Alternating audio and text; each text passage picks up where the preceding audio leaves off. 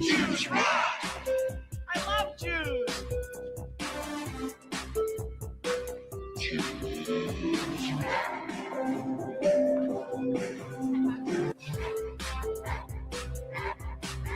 Jews rock!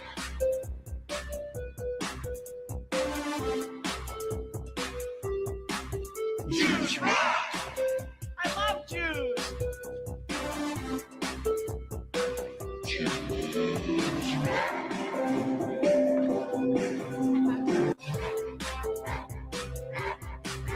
Jews rock!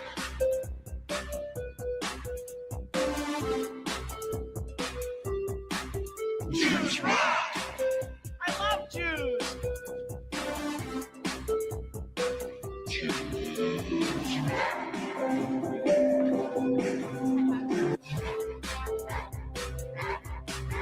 Jews rock!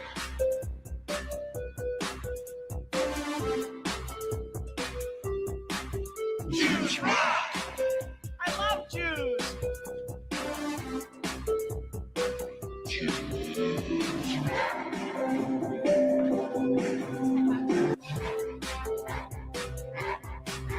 Jews rock!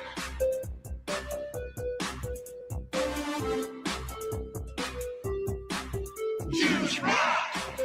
I love Jews!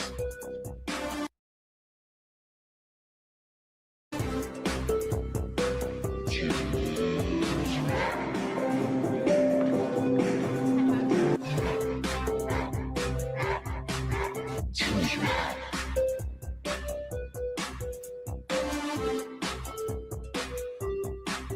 Jews rock! I love Jews! Jews rock!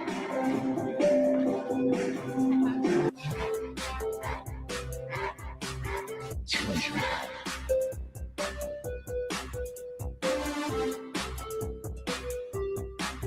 Jews rock! I love Jews! Jews rock!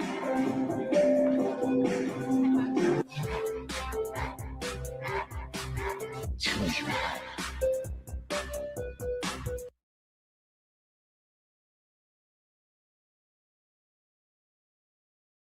We're covering a sensitive topic tonight. I didn't realize I was muted. We're covering a sensitive topic tonight, guys, just to show our support for the Jewish community. I don't want anyone to get it twisted here. So we're going to do about 15, maybe 20, 25 minutes of this, and then we'll get started. Okay, guys, here we go. Lock in. Jews rock! I love Jews! Jews rock!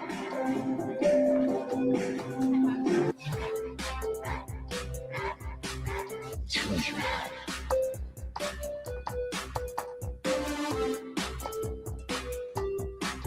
Jews rock!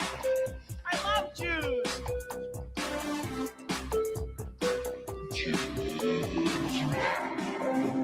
All right, now for the tricks. I'm going to do, let's go behind the head.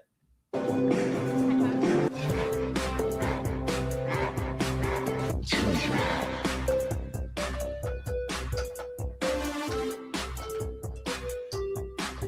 Jews rock! I love Jews! Jews rock! All right, let's do the tongue now. Let's do the tongue. You guys love the keyboard tricks. Here we go with the tongue.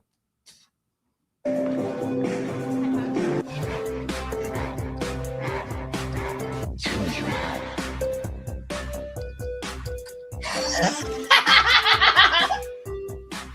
Jews rock! I love Jews! Here we go with the tongue. This is impressive, guys. Here we go. Jews rock!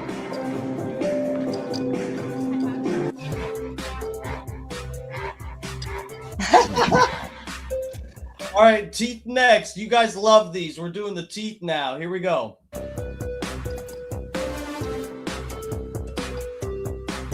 Jews rock!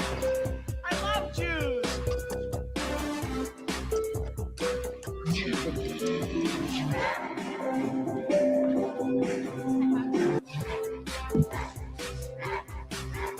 Guys, about 15 more minutes of this and we'll get started, okay? There's only fucking 5 people in here. We're going to be in the worst algorithm tonight, guys. We're not going to worry about that, okay? Let's just have fun, all right? Jews rock!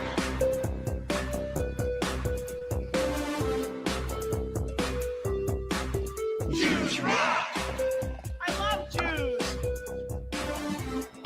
All right, for reals, that's about enough of that. Let's get it started here. I'm not quite sure why I'm here or what I'm doing, but there's a reason. I don't like Facebook, and I don't like the internet. The library blocked my password. Now tell me, does that make any sense to you? This is absolutely lit. This is lit. Ladies and gentlemen, welcome to Dark Times with Dark Matt Steve. I am Dark Matt Steve, your host. Welcome. Get on in here, lovers, friends, hoe bags. What are we getting into tonight, guys? It's a little bit complicated, okay? Breaking news, Tyler Olivera, the documentarian, vegetarian, probably not. He probably eats meat. We know he's eaten poop before. And a YouTuber, street interviewer guy, Tyler Olivera, has been banned. And not only banned, but deported from Israel. We're going to check into this. And also, guys, on my stream, we have never covered this before. The documentary he did about, it'll be about the subject which has pissed off the people of Israel, the government of Israel, enough to ban him from Israel. I have not watched it. I truly have. I've seen a couple clips here and there, the same like bullshit little clips that probably other people have scrolled past on Twitter or something. Besides that, I have not watched any of this. And even Sam Hyde interviewed Tyler Olivera on his for his podcast interview deal. And at the time, so they bring up they were interviewing him for his documentary about the India stuff, but at the time he was starting to blow up about the other thing that's now got Israel pissed off. So anyway, we're going to check this out because, guys, I don't know is there a legitimate reason that Israel would want him banned from there, like straight up banned? Did he do something that like negligent or bigoted or gross in this documentary? I have no idea. But we're going to check it out together, guys. Play it in 10x speed. We'll get through it in about 30 minutes. Where are we at tonight? Well, we're not on Facebook because Facebook definitely would have had me blacklisted for this one. And I've been in such a bad algo on Facebook. I don't know. It's a government program anyway, so why should I care? Those of you who are using Facebook like for real, we'll get into this another night, but for those of you that use Facebook for reals, like oh yeah, I use it to talk to my family and whatever. If you're not just using it to troll, you're just giving the government information. You're giving them data. You're just supposed to post bullshit and just fuck around, okay? Don't put anything real on Facebook or Instagram. You should know better. So, anyway, we're not on there tonight. We're at YouTube, Twitter, also known as X if you're autistic and addicted to ketamine, and Rumble. So, double up on your horse pace. We're getting wild in here tonight. We are getting cray-cray. Over on Rumble, they're eating horse paste off of matzo balls. Here, let me get to the chat, say hello to everybody trickling in here, and we'll get started. We're going to check out what the reporting is on the Tyler Olivera situation, and then we're going to go check out the documentary for a little bit, and we got a couple other things that we need to touch on.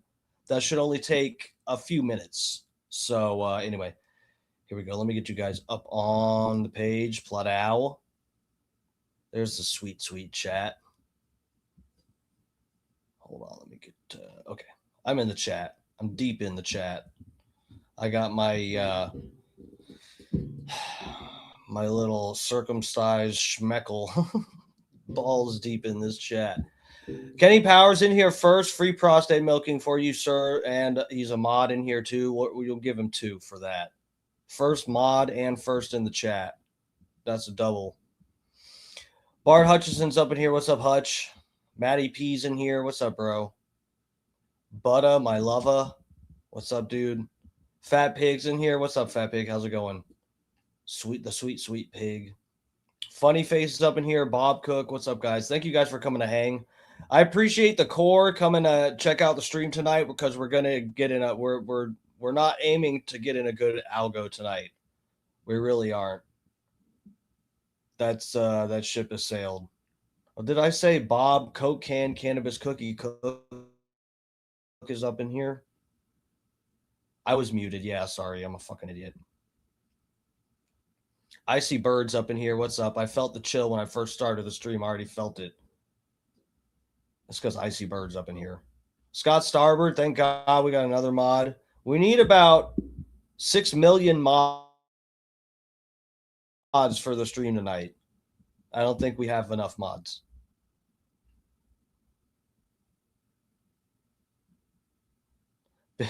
Been off Facebook for almost 10 years. Better than AA. Yeah. Sniz is in the chiz. What's up, dude? Kenny's in here. Or he was.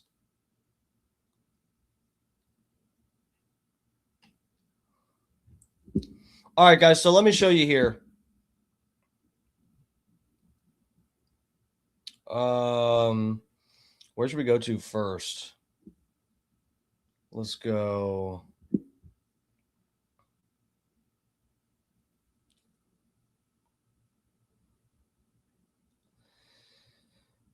So I want to make sure.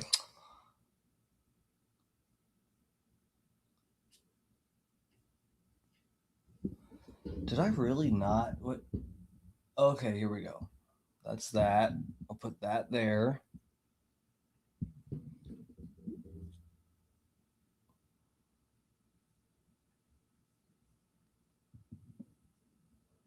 Here, I'll bring you over to Twitter because Instagram.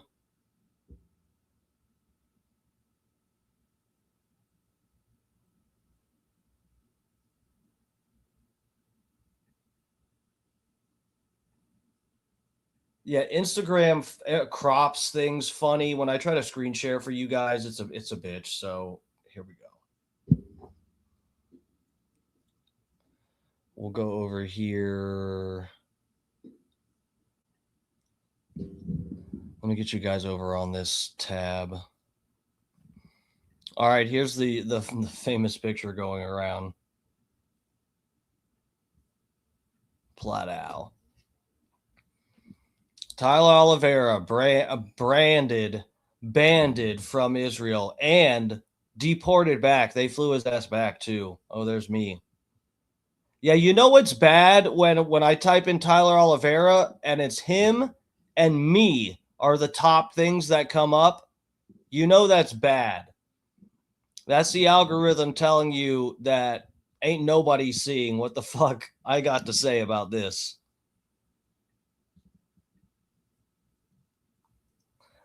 Oh boy. Okay. What, this is him. Yeah, this is someone who supports this. Tyler Olivera spent months pushing anti-Semitic content, including filming in Lakewood, New Jersey, trying to stir up hate and division around the Jewish community. Is that true, though? this is the thing. I truly haven't watched this. I don't know what he gets into in this doc.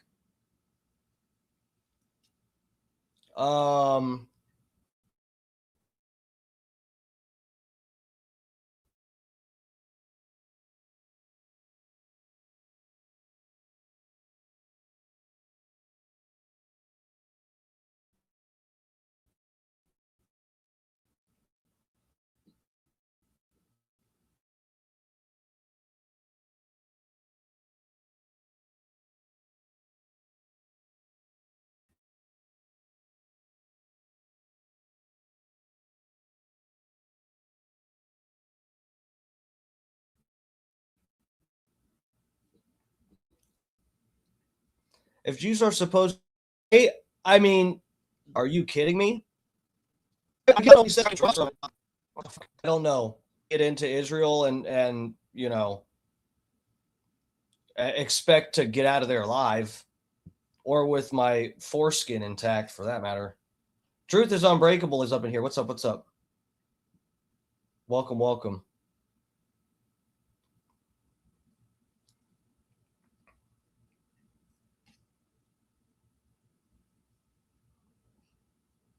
There's him with the poop and all that.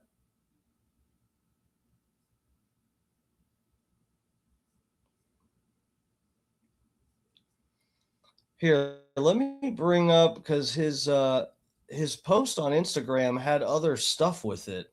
Actually, I will take us over there because I don't want to have to search for this. Yeah. Okay.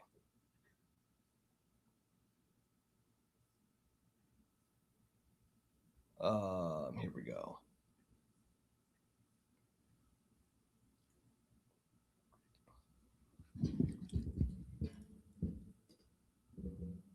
Awesome Jew. What I guess other people took recordings of him. Okay, you know what? We'll go back over. This is on Twitter. I'm going to try to find this account and this post and see what Tyler Olivera spotted flying back to the U.S. after being denied entry into Israel.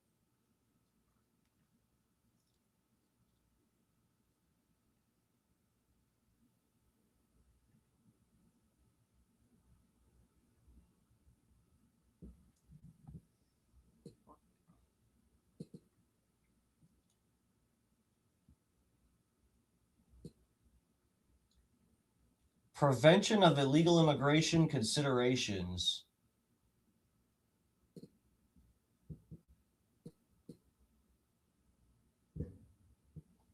What the hell?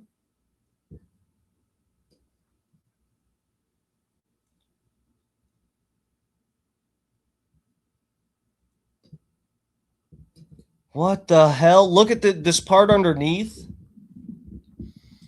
It says the above mentioned individual will be removed from Israel pursuant to section blah, blah, blah, blah, blah, as soon as possible. Until that time will be held in a location designated for the purpose. That's scary. And then it says that would be enough to scare me. But then it says under, should the above mentioned individual request to visit Israel in the future, she will be required. So they even covered that in case he tried to transition into a female.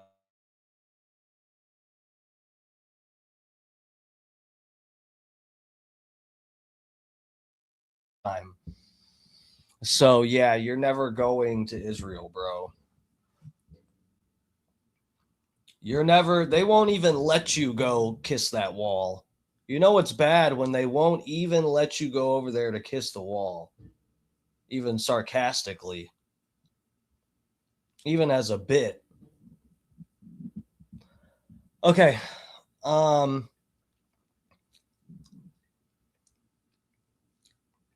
And before we go, I'm not going to go down that other rabbit hole before we get to the I want to be able to get through the doc. So here, let's go over here. Let's check this out. Oh, what was that?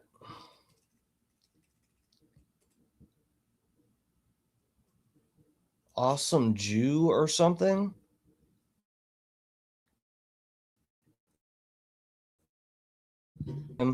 Oh my God, Twitter, what is going on?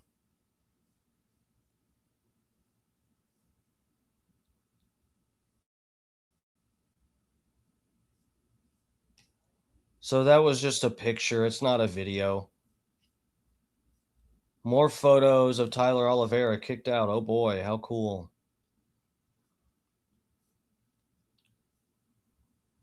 Okay. All right, so we don't have to go to that. Let's go over here. All right, guys, let's lock in for this doc in. Lock in to get this doc in. You guys know I love a good docking. Who in here, who in the chat loves a good docking? Like me. Like yours truly. Be honest.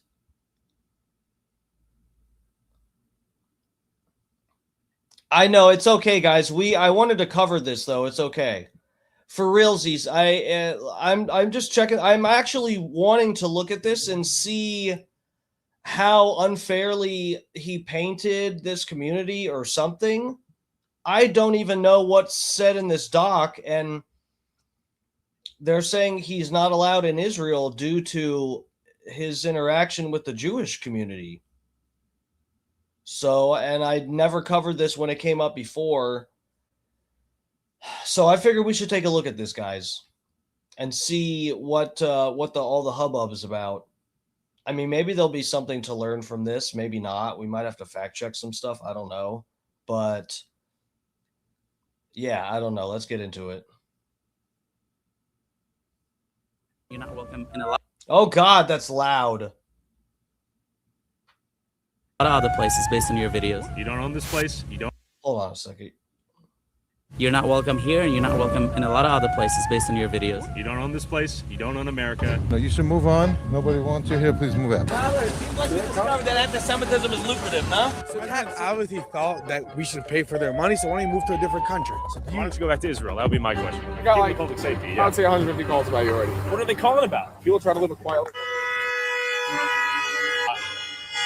You two gentlemen, I saw a video of you walking into 136 Hillside. They asked not Fair to enough. come back. Amazing. If you come back, it'll be a trespassing. So you say anti-Semitism, I say anti-Goyism. The Jewish community is extremely racist. You have a group of people that call themselves God's people. You are a Semite supremacist. Elon Musk has 12 kids. Why can't I have 12 kids? He pays for them. You're arguing that I should pay for your kids. I'm arguing that the government said.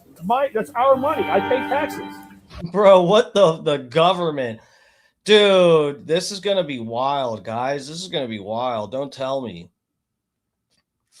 And what are we supposed to, seriously, guys, I'm trying not to catch a charge here. I know there's laws against being critical of this country's people, not the United States' people. I'm talking about Israel's people that come here and whatever. I mean, what's fair? What lens? How are we supposed to look at this for realsies? Are we gonna are we gonna be fair about this and look at it the same way as, when you see a video where the Muslims line up and block a whole street to do a prayer in the middle of New York City or something? And we look at that and go, whoa, whoa, whoa, whoa there. Holy cow. Are we gonna hold that same, have some standards type of thing?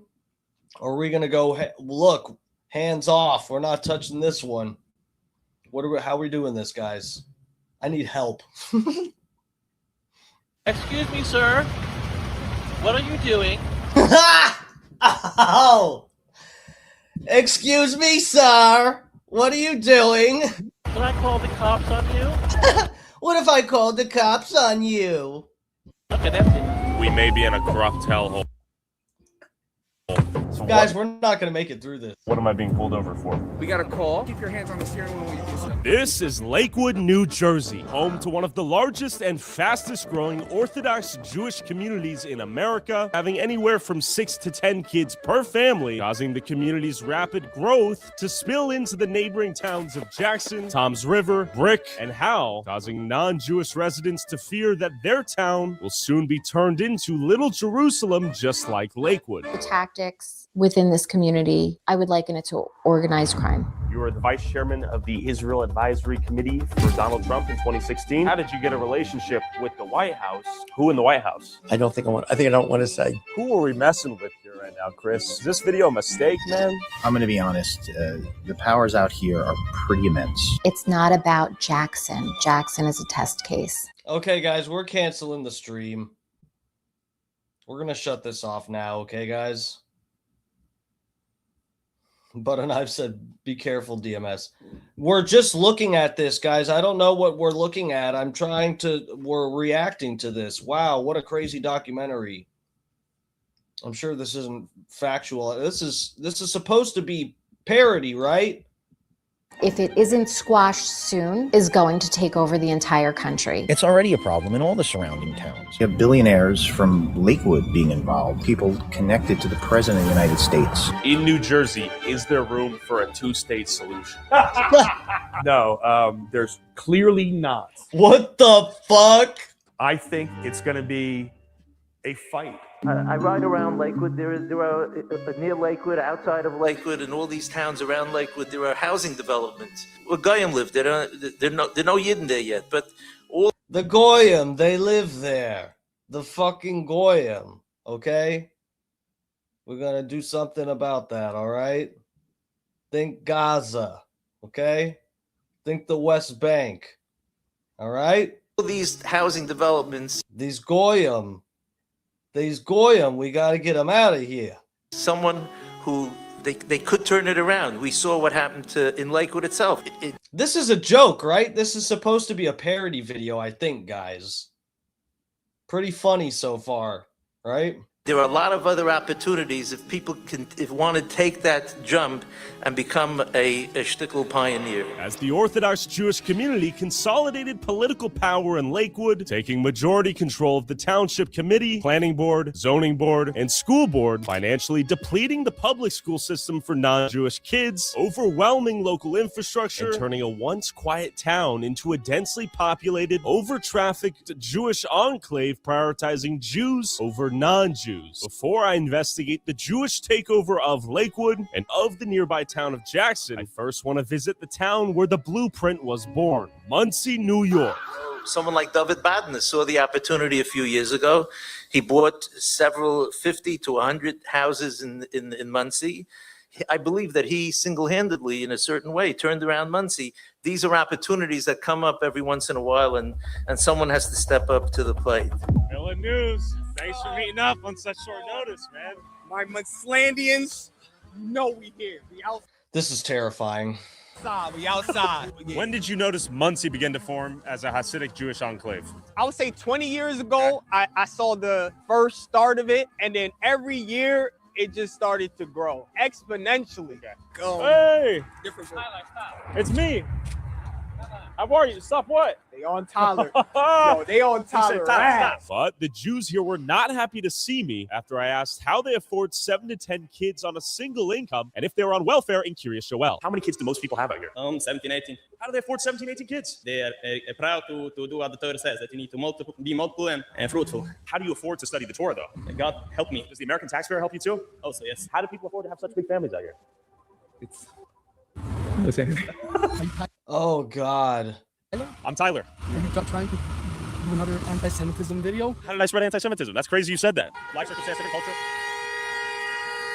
So this is their way of... like, listen, I know you're frustrated about what some of the things we focused on. Is that kind of what I'm getting at? Sure. So give me some examples of how things were misconstrued. Yeah, what did I get that was wrong? So it's not necessarily misconstrued. Well, it is misconstrued. There's a lot of it that's, you'll cut a lot of it, put out different words, make it sound a lot worse than it is. There's a lot of people here that are on welfare. A lot of people are in Section 8. A lot of people that are on a bunch of different WIC, food stamps, stuff like that. Sure. If you go to any low-income communities, you're going to see that. They're all going to be on different welfares. Okay, so we're on welfare. Yeah, nobody denied that. Okay. But again, it's the way you say it, it's the way you twist it, the way you... How did I twist it? Not twist it. It's just the wrong word. I'm trying to understand where you're coming from. Growing up from extremely... Dude, go. The insufferable hug. See, you say I misrepresent, and then they do that. Like, come on. I'm not saying they're all good people. It's like I said, wherever you go, there's always gonna be the assholes wherever you go. I totally get it. You talk about the community. It feels like you're trying to create a narrative that you did not find. You found people that are on welfare that have a lot of kids, but your headline did wrote welfare addicted Jews. What is your frustration? I'm curious. Welfare dependent, welfare reliant, welfare addicted. What's the difference? Tell me. They need it to survive, and without it, they die. What is the difference? It's addictive to bake like that's an addiction. That's an addiction? Yeah. Okay. Are you addicted to being a victim or what? No. The Goyim were grateful someone was finally bringing up their town's issues. You take all my money. You think they take the money? Good, man. Bienvenidos a Monsiland con mi amigo. All right, see you, bro. How do you like living here as a non-Jew? So-so. Well, I don't What do like you mean by everything. so-so? Because they're acidics. Do they treat you as one of them? No, Are you guys no. on the same page? No.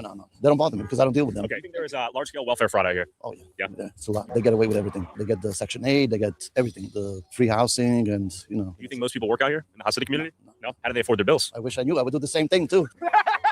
And what are your thoughts on the driving out here? I got to ask you that. It's the most important question. I don't want to talk about it. The driving is crazy. Okay. You got a stop sign over there, they don't even stop. They just pass, you know. That's why so much traffic and accidents, and it's crazy. You saw the Curious Joel video. Why was that video good? That video was good because I've been in East Ramapo for as long as I remember. I also went to Spring Valley High School. I've been in the school system, and we've definitely seen a lot of things, especially since our school board was majority private school owners, you know, mainly Jewish white men, and most of our school was not Jewish. And they had control over our public school system over like the past 10 years, purposely voting no on our school budget vote so that we would fail, and we lost about 3-2 schools. Basically, through block voting, Orthodox Jews won enough seats to control the East Ramapo School Board and went on to eliminate hundreds of public school positions like teachers and social workers, while approving millions of taxpayer dollars to be spent on their children's religious private schools, ultimately gutting the public school system for the estimated 9,000 black and brown public school students, while diverting that money to their private religious schools. They give us food that's rotten and it's cold and it hurts our stomach. I asked them not to take our music program away. I love playing an instrument. My brother would be crushed. And the budget cuts were so devastating that in one instance, an elementary school shut down, and the majority Jewish school board then voted to sell it to a Jewish yeshiva for pennies on the dollar. Basically, the poorest, most vulnerable kids in these communities had their schools gutted and looted, all by a majority Jewish school board whose kids didn't even attend public school. We believe that some of the decisions that have been made by the board have not been in the best interest of the public school community. You don't like it? Find yourself another place to live. How was your education?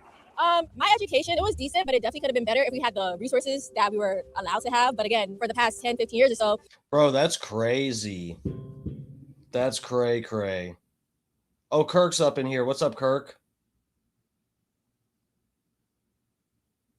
Anomaly was on the silly speech laws. What are y'all talking about?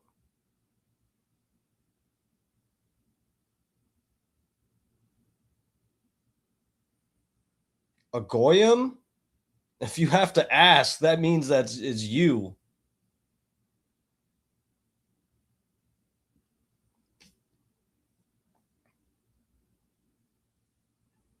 People have been purposely voting no on our school budget vote, so that way we had no funding and money for our school. And, you know, that was done purposely. And who's voting no? Majority, the Jewish community. You like drive around here, you'll literally see signs saying vote no for a school budget, which I think is crazy. Luckily, we were able to get a ward system to be able to get 3 seats for, the wards. But if it wasn't for that, we still would be majority white Jewish men voting for public school students that they don't care about. Yeah, and they purposely go out their way to isolate us. We're basically isolated to the point where we feel like this isn't our home. A lot of people like to say they're ducking taxes and all that. There's truth and lies to that, but I could only tell you that I've only seen the bad part. The bad part is I've seen houses get broken down. I've seen certain spaces, buildings get destroyed for let's just say for more kosher customs. You feel me? So I want to thank you for showing our community. I don't believe in hiding. I believe we have a tremendous amount to be proud of. And like every community, we're different. We have our goods. Other communities have their positives. Tell me about what are some of the best things about this community. Tonight at sundown, we shut our phones, we shut our cars, we go to shul. The most beautiful part of our religion. Do you understand that Orthodox Jews can be anywhere? The sun is coming down, and it's the last opportunity to pray what's called mincha, which is afternoon services. They could be in the most important meetings, and they'll go pray, and they could care less about anything happening. The same things with Shabbos. We come home. Our families are waiting. We sing Shalom Aleichem. We welcome in the Shabbos, and you'll say back Aleichem Shalom, right? Could they feed 10 kids Yes. without those programs? I am one of 10 children. You're driving a G-Wagon, bro. My father was never on any welfare. I used to reuse sandwich bags to save my father a penny. That's great for you. You're not welcome here, and you're not welcome in a lot of other places. Reuse sandwich bags? He thinks that's like a flex. Bro, I reuse water bottles like every day. In your video. What about me, though? I love you, man. You are funny. You don't own this place? I'm not driving a fucking G-Wagon. You don't own America. I do whatever I want. Whatever you Get want. in your G-Wagon, get to work. You're not trying to bring people together. You never did, you never will. It's who you are. Somebody hurt you deeply, and I'm sorry. He was right. Someone did hurt me. Whoever told my sponsors to pull out after making one video exploring a community of welfare-addicted Jews. If you want to help me avoid ending up on welfare too and get access to all of these videos early and watch never-before-seen content I can't upload on YouTube, go subscribe to my Patreon at patreon.com/Tyler Olivera for $5 a month. Back to the video. After speaking to frustrated Goyim in Muncie, I headed to Lakewood, New Jersey, one of the fastest-growing Orthodox Jewish communities in America, where a similar Jewish takeover has taken place, leading to the gutting of the public school system, all while turning a predominantly work. So there was another documentary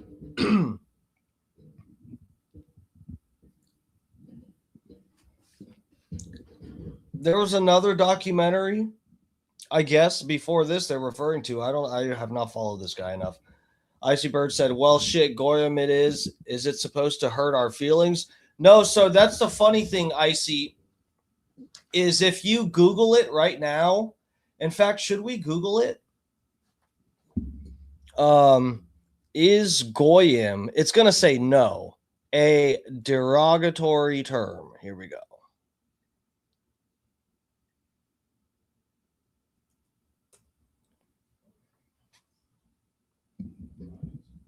So let me show you guys, because no, when it's not, that's the thing, is it's not supposed to insult you. They pretend that it's not an insult, but when they use it together, and as we all saw in the files, you know what files I'm talking about, and in the context that you most commonly see this term used, like when it's like Jew to Jew conversation and they use the term, it's not in an endearing way. Let me go down here. But look at this. When you look it up, the AI overview, whatever else we look down here, it's going to say Goyim or Goy is a Hebrew and Yiddish term for a Gentile or non-Jew. It is not inherently a slur, as it is literally translates to nation or people in the Bible. However, it can be used in a derogatory, dismissive, or exclusionary. See, this used to not even be up here. This is new. This part, it can be used or whatever. Dude, we looked this up before on here, and it was like, absolutely no, it's not a slur. And if you think it's a slur, that's because you're a dumb goy. That's what it used to say when you looked it up. All right, here, let's get back to the deal. Working class Irish and Italian town into Little Jerusalem. I'm trying to merge a gap to see if there's any way that we could actually be one community. Because as you can tell, it's two separate communities. Look around. You will not see a non-Jewish resident here. We got the Yiddish bus. This is really all Jewish stores. Now, the pizza place, it's going to be kosher pizza, probably. A lot of these signs are written in Yiddish. And everything's insulated. Basically, you come here to this plaza, get everything you need. Quite convenient, quite nice. Now, everyone can shop here. Of course, we could go in and they'll be friendly, but everything's geared towards one community. And is it always this way? This part here is this newly developed? Oh, yeah. So this used to be... You know what's funny, though, guys? I mean, I could show you guys all my food. You'll see, and it's not a foolproof thing, but this is, and I've told you guys this. Let me show you. Let me show you something.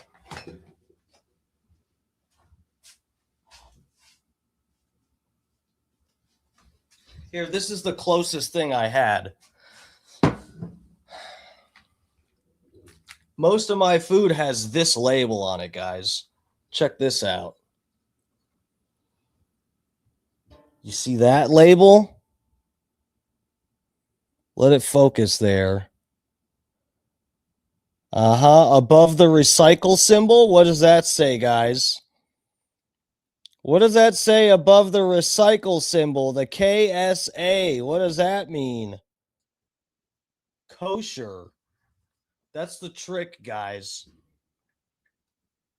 Don't be a dumb goy. Don't eat the goy slop. What you need to do, that's the trick, is you need to go buy the food that they sell to each other. And it's normally organic and kosher. Look for the labels, guys, okay? They're less likely to poison their own people.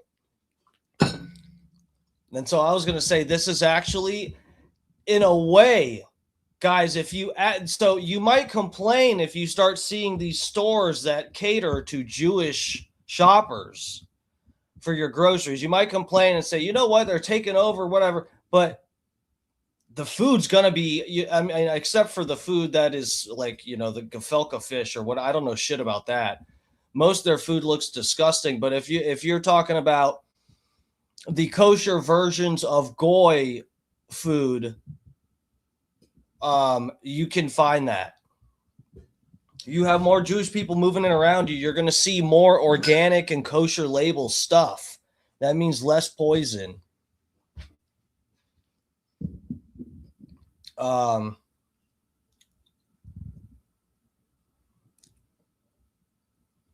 Misfit Nation Has anyone ever been called goyim by a Jew? Honestly, I've only been called that by anti-Jews.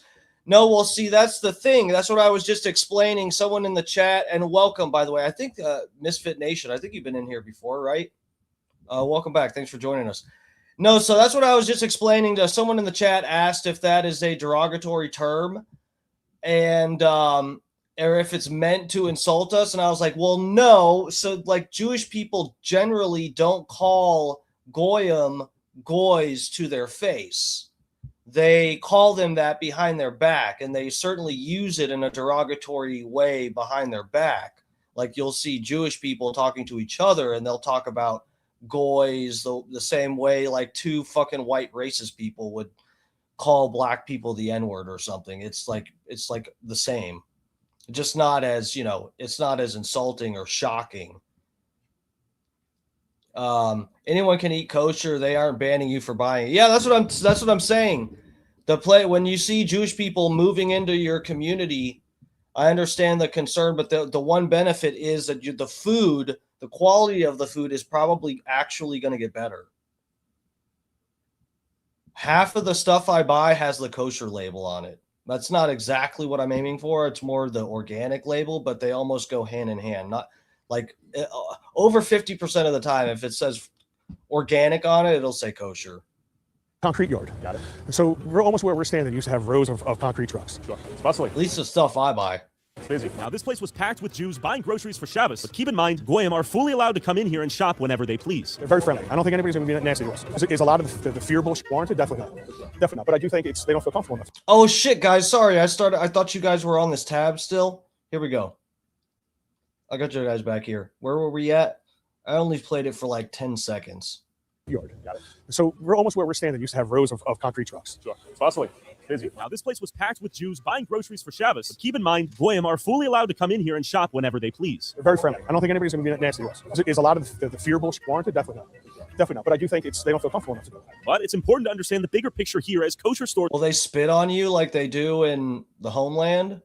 Move in, more Jews move here too, creating a positive feedback loop where a town rapidly becomes a Jewish hub, ultimately changing the character and identity of a town, and in Lakewood's case, overwhelming the infrastructure. Before we explore the many implications of life for goyim as towns like Lakewood become increasingly Jewish, I want you to understand how quickly the word anti-Semitism gets weaponized in real time out here. Anti-Semitism is lucrative, huh? Why do you think anything that you don't like to see is anti-Semitism? What have I said that's anti-Semitic? Go. When you talk about people accepting government money, and the overlay is a bunch of pictures of fraud, you're trying to twist it to make it look like we're doing fraud. There were welfare programs that were defrauded by Jews. What did I say that was a lie? Go. Yes, I made a Minneapolis video as well. I made several videos. Why are you being so sensitive? What you're trying to make it sound is like anyone who accepts government money in the Jewish community is being fraud. That's your interpretation. What you're doing is dangerous. How is this dangerous? Why should you be treated like a protected? Bro, that's the thing. It's like every community that will get any kind of critique, they can act like this and pretend like, you know, you're singling out this community. You specifically hate Jewish people, and that's anti-Semitic stuff is very lucrative. You know, you goy, you're just looking at the money. That's all you want is the money. You goy, you filthy goy, and you hate Jews. When he's done what all these other videos apparently about, you know, I've seen parts of the poop throwing thing in India, and all these other things. I don't know. I mean, I understand that's probably just a human reaction, but buddy, you're not that special. No one's just like, well, no, there are some people, but it's not as common as you think that someone is just focusing on hating on Jewish people or something. Group. You're asking for special privileges. No, we're not. We're asking just to be fair, and you're not being fair. I am being fair. It's going to make you a lot of money, and it's going to jump a lot of hatred towards the community that's seeing a rise in anti-Semitism that hasn't been seen in years. Every single day, our lives are at risk, and this is going to lead to more. My sponsor literally got pulled out of the video once they learned the topic of that video. I lost the sponsorship. How is that lucrative? Tell me. You say anti-Semitism, I say anti-goyism. Listen, man, you got a kid in the car. I just noticed. Drive your kid home. Get your groceries. You're gonna honk that. Let's go. It was good to meet you, though. So you're arguing with the United States because the President obviously thought that we should pay for their money, so why don't you move to a different country? Why don't you move back to Israel then if there's so much anti-Semitism, right? Like that guy said, why doesn't he go to Israel? We are giving back. So welfare is a good idea. It's sweet. sweet, right? At what point is it too far? Because this is a program designed to help single moms after they get divorced and keep the kid from starving. I also disagree with you that someone doesn't have a right to have a child. I think you should have a child if you can afford it, right? Can I interrupt real quick? Sure. Let's hear it. Okay. You two gentlemen, I saw a video of you walking into 136 Hillside. They asked not to come back. If you come back, it'll be a trespassing charge. Fair enough. If you don't like the laws of America and you think that the government welfare is stupid or whatever, I would like to change the laws. Just like you would like to create anti-Semitism protection laws that give you guys protected classes and protection against anti-Semitism, whatever that means, right? So why don't you go back to Israel? That would be my question. Because I like. And this guy, notice the Jewish guy didn't say, "Oh no, we don't want extra special speech laws to stop you goy from saying any kind of critical word about Israel or Jewish people. We don't want that." I like it here. Same here. I like it here, but I'd like to make some changes. We can both agree on that, right? So keep on moving. God bless you. There we go. He loves us. I know. Yeah, you guys have group chats with me. You guys say, beware of this guy like I'm like Hitler or something. I'm like, come on, dude. I'm a nice guy. I talk to everyone. Elon Musk has 12 kids. Why can't I have 12 kids? He pays for them. Your story point over here is that people can't have children if they can't afford them.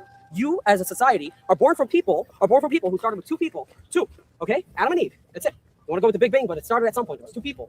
And now there's billions, and there was trillions throughout the world. So you're saying if you cannot What does that have to do with anything? All of those people didn't have welfare. Adam and Eve had Cain and Abel. Did they have a government? We live in a government decides that if you have children, we're going to help you. And everyone does their part. You should not have more kids than you can afford. You're arguing that I should pay for your kids. That's what you're arguing. I'm not arguing that I should pay for kids. You are. I'm arguing that the government said. No, that's our money. I pay taxes. I shouldn't be funding your kids. Should not be funding your kids. You don't pay for my kids.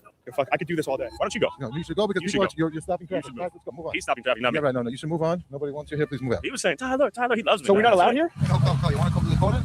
Where? Over there? Let's go move. Let's go. You know, I know what you did in the video, and we all saw it, and we still see it. But it's like, what did I get wrong? Nobody can cross the government. The government knows everything. The United States federal government. Not if you're fraudulently found. No, it's not true. But if you feel that you live in a country that is corrupt, I do. Why are you still living here? Well, not everyone has options, right? I can give you a list of 15, 20 countries off the bat. You can live. So regardless, let's say America is corrupt. I just want to live here. You understand? Oh, but hold on. Just because there is corruption here, which there is. There is no. What are you talking about? Let's not be silly here. If there would be corruption, the FBI would love to come here first than any other location in the world. Come on, that's not true. Well, I read the numbers in Minnesota. 22 people indicted for Medicaid. The numbers in Minnesota. And listen, you can attack them as much as you want. What they did, that's big numbers, man. Both your schools had money laundering. You had people. Yes, both. There's 45 schools here. So BMG had people that were charged with money laundering, and so did the school for special. As of when? 2019, 2018, 2017. Look it up. It's all over Google. I don't look it up. You got to show it to me. Come on. 95% of people in this vicinity, between this 4 or 5 zip codes, work very hard. Yep. So if you want to go and dig in a place like here, Lakewood, where the same capital you're going to find, and this small percentage. You're making me want to dig now. You're making me want to look. You're already digging, man. You're digging already. I'm at Whole Foods. What are you talking about? 4 months? What do you mean? Go break your head. You can keep on breaking your head. I will break my head. No problem. Eventually, when you break your head too much, you end up digging water. When you dig water, there's nothing under it. You were in Jackson, which is really like a continuation of Lakewood. And by the way, I don't know if you know how I toppled the government there. They had all these anti-Semitic laws. It was crazy. I had 2 conversations with the White House, and eventually DOJ got involved. Anyway, so I don't know. Are you already doing your Lakewood thing? I'm here with Dr. Richard Roberts. You sold the pharmaceutical company for $800 million. You were the vice chairman of the Israel Advisory Committee for Donald Trump in 2016. Yes. And you reached out to me. Why did you reach out to me via email? Because you posted that, first of all, you did your video, Curious Yoel in New York, and got a lot of Orthodox Jews very, very upset. But why did you reach out to me? But towards the end of the video, you saw the altruism in the community, and you seem to respect that. And since I could see that you seem to me to have a sincere desire to actually get the real facts, because if you were just bigoted against us, you wouldn't be struck or commenting on the altruism in our community. But you casually toppled the Jackson government. A, what does that mean? B, how did you get a relationship with the White House? I never spoke to DOJ. I did speak to people in the White House twice to tell them what was going on, because who in the White House? I don't think I don't want to say. First off, though, so you mentioned Jackson's a continuation of Lakewood. You toppled the governments. You went to the White House willy-nilly. Called. Okay, you're connected to the White House. Oh, I rarely leave my house. Which just goes to show the scale of your connections, in my opinion. I hear this voice from him. I'm like, shiver me timbers. Who am I dealing with a little bit here, right? Like this guy's. Little old man. All right. You might be wondering, why are mega wealthy Jewish power brokers connected to Donald Trump trying to set the record straight with a lowly goy tuber like myself? This all begs the question, why are they so afraid of me?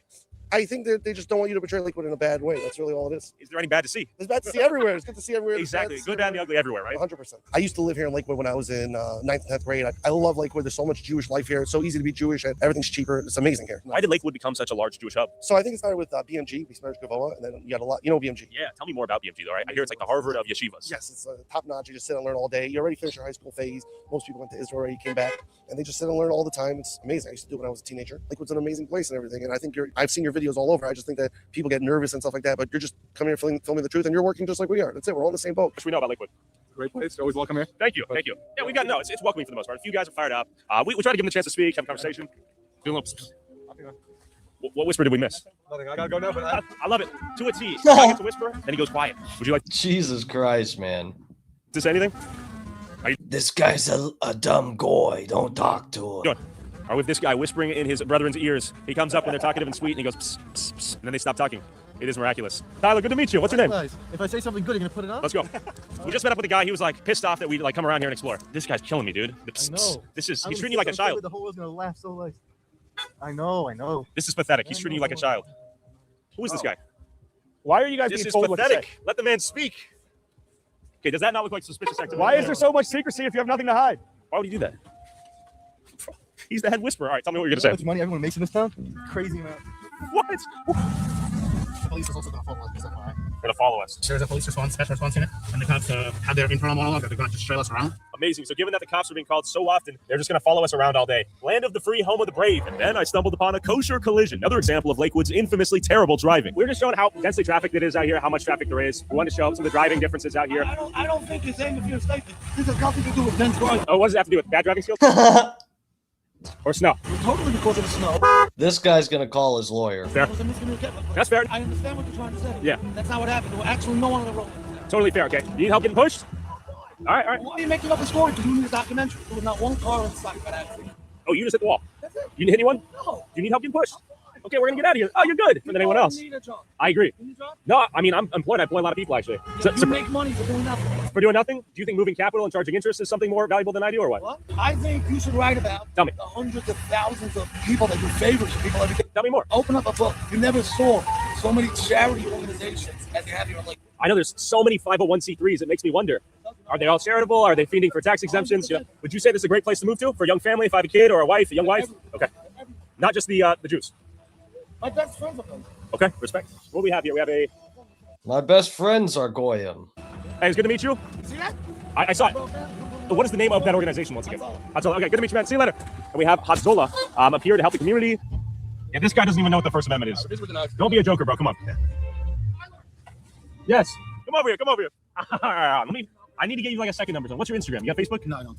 Look at these hundreds. My phone number's been leaked. You're a little child. Give me a number. I promise. He said, no, I don't have Facebook. That's for Goyim. Why are you insulting? I'm not insulting. Come on, I'm a little child. Give me a number. I promise you I'll make it worth it for you. All right, look, give me your email. Give me your email. Give me your email. 732. Give you my All number. right, awesome. And what was your first name? Moshe. We're gonna do some big stuff. You're afraid, I think. I don't even know what's going on. Oh man, these guys are next level. I feel like I got dropped off on an alien planet. And you might be wondering, what is Hatzola and how are they able to blast through red lights like that? It's like a community watch, but they think they are cops. If you notice, they had their lights on and they just ran a red light, just like a police officer would do. No uniform. They had the Jewish uniform on, white pants and pearls. In a police car is what it looked like, but he's not a police officer, and he's blasting through the lights like he is a cop. There's a hot. It's Mossad. Zola billboard right there, Mike. What is that for? I mean, you're asking me questions. I don't know if I have the answers to why. Because once again, because there's competing Hezbollah. You have competing groups of these. Of a nonprofit volunteer emergency service? Yes. It sounds like a business, right? But literally every organization out here is a tax-exempt 501c3. If you dig through the filing, go on ProPublica.com. You'll be surprised to realize everything basically is a tax-exempt 501c3. Yes, because it's all. Oh, the Cars for Kids gimmick. Guys, did you guys hear about the Cars for Kids gimmick? Who here has heard about the Cars for Kids gimmick? Should we talk about that? Business, right? But literally every organization out here is a tax-exempt 501c3. If you dig through the filing, go on ProPublica.com. You'll be surprised to realize everything.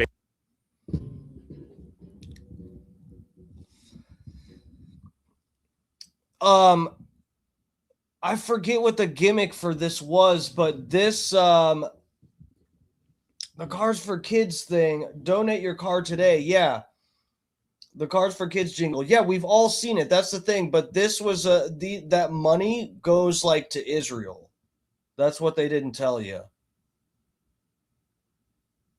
Something like that. The Cars for Kids stuff actually wasn't helping American kids.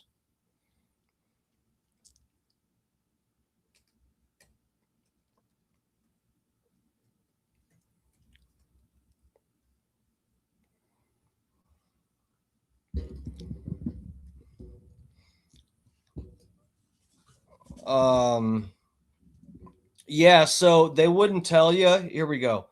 Back when we used to see those commercials and they said you donate your car or whatever, it's a tax deductible donation thing, and then the money goes to help kids, but it was going just to Jewish kids. Cars for Kids are a registered 501c3 Jewish nonprofit organization based in Lakewood, New Jersey that funds educational development and recreational programs for Jewish youth and their families. operates nationally, often working with a sister charity, Cora, to support programs like summer camps, tuition assistance, and mentorship. Probably circumcisions too. Let's be real. Tampa Terry's up in here. What's up, Terry? Good to see you. Yo. All right, let's get back over here. Flat out. Basically, it's a tax-exempt 501c3.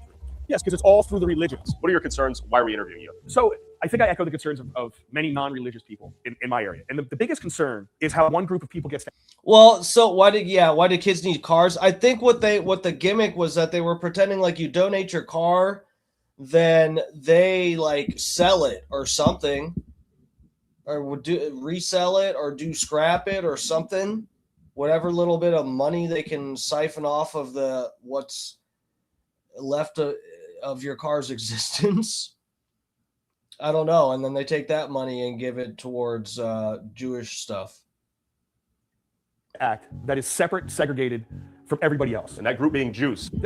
Yes, Jews, exactly. Yeah, 100%. But you know what? It's in my area, it's Jews. In other areas, and you obviously see the Somalian, right? In Minnesota, there's things that are happening all over the area. But yes, in my particular area, it is Jews. And it's Jews that are expanding their territory. Okay, so my name is Jenna Galarza. I've lived in Jackson for approximately 23 years. My God, what is her title? Hold on. Back it up. There's things that are happening all over the area. But yes, in my particular area, it is Jews. And it's Jews that are expanding their territory. Okay. Founder of Jackson Strong and Goyim Advocate. Jesus Christ. It's gone this far, has it? So my name is Jenna Galarza. I've lived in Jackson for approximately 23 We need advocates now. years. I want to say it really started affecting me when I had my children. I have twins. They're 20 now. In assimilation perspective, you want to be able to teach your children how to talk to other children and, be part of other cultures. And that was when it really started hitting me. What hit you? Let's say if I would go to a store which was closer to Lakewood, I'm pushing a double stroller, I have twins. And I noticed that nobody would hold the door open for you. At one point, a door literally got slammed on my twin stroller. And I was just like, whoa. At that point, there wasn't a lot of Orthodox living in Jackson, but they were coming to our parks a lot. And they would come to the parks, busloads, vans full, and the park would just get turned upside down. I mean, we're talking about diapers being changed anywhere and being thrown on the floor. We're talking about children literally urinating in public and absolutely not interacting with your children. So listen, at that time, if it was a minion, there was 10 men, not a big deal. But then you started to notice that it was no longer just 10 people. It was 20 people and 30 people, just completely changing the feel, the character, the comfort that you once had in your neighborhood is no longer there. And another source of conflict is the Jewish community using residential homes as places of worship, often without approval from the Jackson Planning Board, bringing in tons of outside traffic. Damn, bro. They clogging up the whole street doing a bris. And destroying the peaceful quality of the neighborhood. We can have it even if you work in an office. Each one of them got a little taste, a little suckle. And there's 10 Jewish men there. You can just take a conference room for 10 minutes. We don't need like a formal church. I prayed in parking lots with, we're going somewhere and get other guys together. But if you're living in a residential neighborhood and this house becomes like a revolving door of people coming in and praying constantly, parking their cars, I imagine there's some quality of life concerns, right? Increase in traffic and the streets being covered with cars and people all over the place, or what? I don't think that's what really happened, but maybe on like the Sabbath. But you'll have any Semites will probably say that because they don't like us. They don't want us. This home used to be probably about 1,100 square feet. It does have a new owner. Okay. Apparently, they did get permits to expand on their house. Most of the permits are just, kind of just given. Nothing is really followed through. Okay. This home will be being used for a full-out temple. Misfit Nation said, LMAO, why do the kids need cars? Now I see why they call you dumb Goyim. True. Well, listen, I didn't ask that question. I forget who did, but my problem is that I was educated in Florida. That's the problem with me.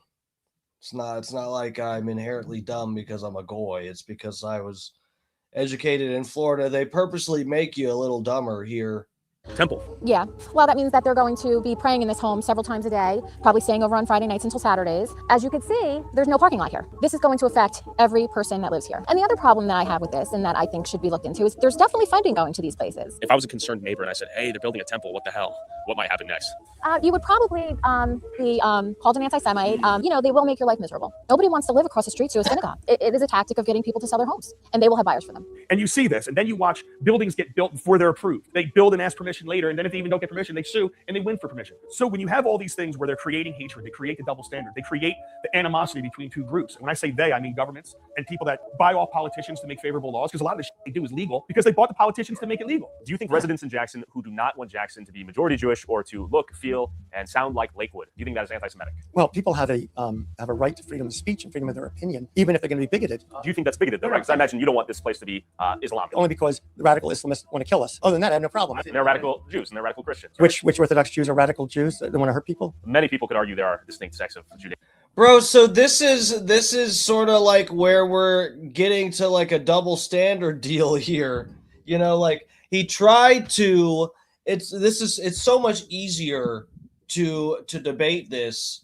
Tyler tried to go, which is a very logical route to say, oh well, I'm asking, do you think it's bigoted or anti-Semitic or whatever to say maybe I don't want my neighborhood to end up looking like whatever this is in wherever Lakewood, New Jersey, where it's another culture, whether it's Jewish or whatever, coming in, and the guy's like, oh well, they have freedom of speech. He's like, no, do you think it's bigoted though? Like, you don't want Lakewood, New Jersey to be overrun by Muslims, right? And he's like, oh well, that's because they're terrorists. And he squirmed out of that pretty easily there. The easiest thing to say though is like, well, by default, you don't want Lakewood to be overrun with Goyim because you're bringing in more Jewish people. You're changing it into a Jewish culture. So by default, you don't want that area to be an area where the culture represents the goys. It's simple as that. That's just by default. That is true. So does that mean this guy is anti-goy as much as Tyler is anti-Semitic?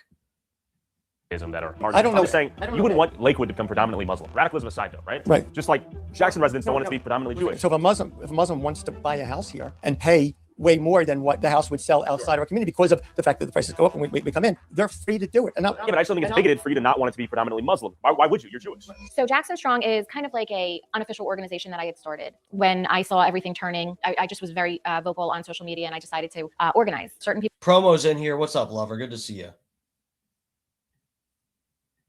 People really wanted to get involved. There were newest mod. A few of us that don't mess with him. We would have letter writing campaigns, making a lot of calls to county officials, local officials, and state officials, trying to find out what ordinances could be created, what we could do to help prevent a full out turnover. A sign would say Jackson Strong, don't sell, meaning if a new neighbor moves in next to you, don't run, don't sell. Why would you move? Stay strong, right? Would they sell? They would sell because it just got too much. And anytime you would say anything about it, you were anti-Semitic. I mean, there were Facebook pages created just to slander me. They would manipulate pictures of me. They would put, Russian hats on me, a Hitler mustache. These were things that were even coming out of Israel. At one point, there was a post. No, who asked? I think he's gone. Sniz asked which you guys would rather have your community overrun by Muslims or Jewish people. That's a good question. I don't. I mean, I prefer maybe neither. Obviously, but yeah, I wish. I'm not a big fan of religion. Organized religion.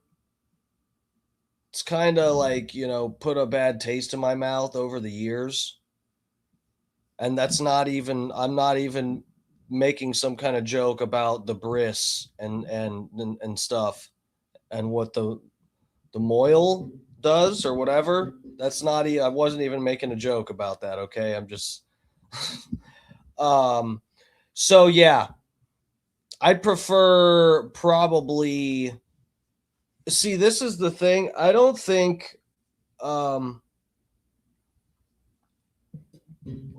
America really looks super, Orthodox Christian. It'd be nice if people came over here and then it didn't, they could assimilate and whatever. See, this is where racist versus just an appreciation for culture. I remember first time actually hearing this argument was Ann Coulter on some fucking show. I don't know what it was, but she was, and this is the first time I ever heard this argument that, was actually made fairly well, where people are saying they don't, the argument of not wanting culture imported, that it would change the culture around you.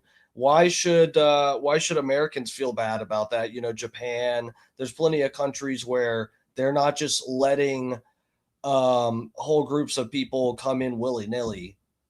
But when you import a certain amount of people, do you want to, like, this is what Ann Coulter said, when you go to Germany, do you want it to look like Germany? When you go to Paris, do you want it to look like Paris, that what people have known Paris to look like? I mean, granted, modernization with tech and some architecture and stuff here and there is expected, but you expect to go to Germany and see Germans. Is that racist when you go to Germany and it's a bunch of fucking black people from Somalia or something? It's it doesn't mean you don't like black people. It's you just you go to Germany, maybe I have an appreciation for German culture, or that's probably a bad example, but or Italian or whatever. Is that racist? I don't know if that's racist. I'd say again, this is where the lines do get a little bit blurred. I don't know. This is worth debating about and stuff. I haven't watched enough debates about culture clashes with immigration and stuff like that.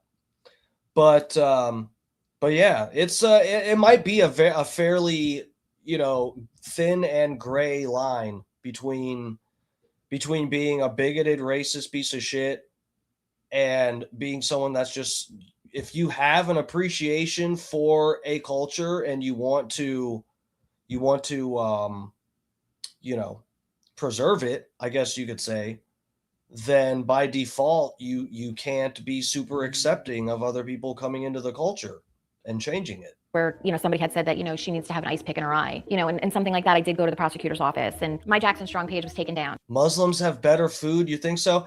I don't know. I just, are Muslims really keen on organic stuff? That's really, guys, the make or break for me. I don't mind going to the grocery store and seeing less goy slop. Yeah, and you guys got to stop buying it. I'm telling you guys, you got to stop going to the grocery store and just buying bullshit. Even if you can't do organic, if you just try to buy less bull crap, you'll be a lot better off, and then make your way to organic and yeah.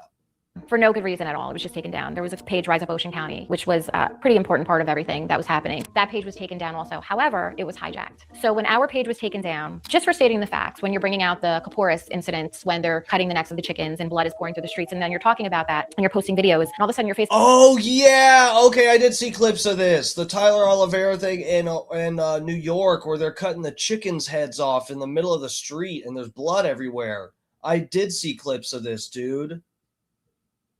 Is that that's the only other doc he's done on this community, or are there several others? The page gets taken down, only to be replaced with a complete anti-Goyim harassment page. And you could report that page over and over, and you could have a campaign of people. What? Timed out? You were timed out? Anti-free speech channel. This is obviously too low tier for me. I'm out, losers. Who timed out? Oh, Misfit, hold on a second. Who timed him out? Let's not. Come on, guys. What's going on? Who timed him out? It wasn't me. Guys, let's not do timing out. Who's the... Come on, mods, who did it? Was it Kenny or... being abusive? I did. Bro, why are you... Okay. Maddie, come on, bro, chill. How is he being abusive? I didn't... Okay. I wasn't watching the chat, but come on. Let's... Everybody ease up in the chat. Come on.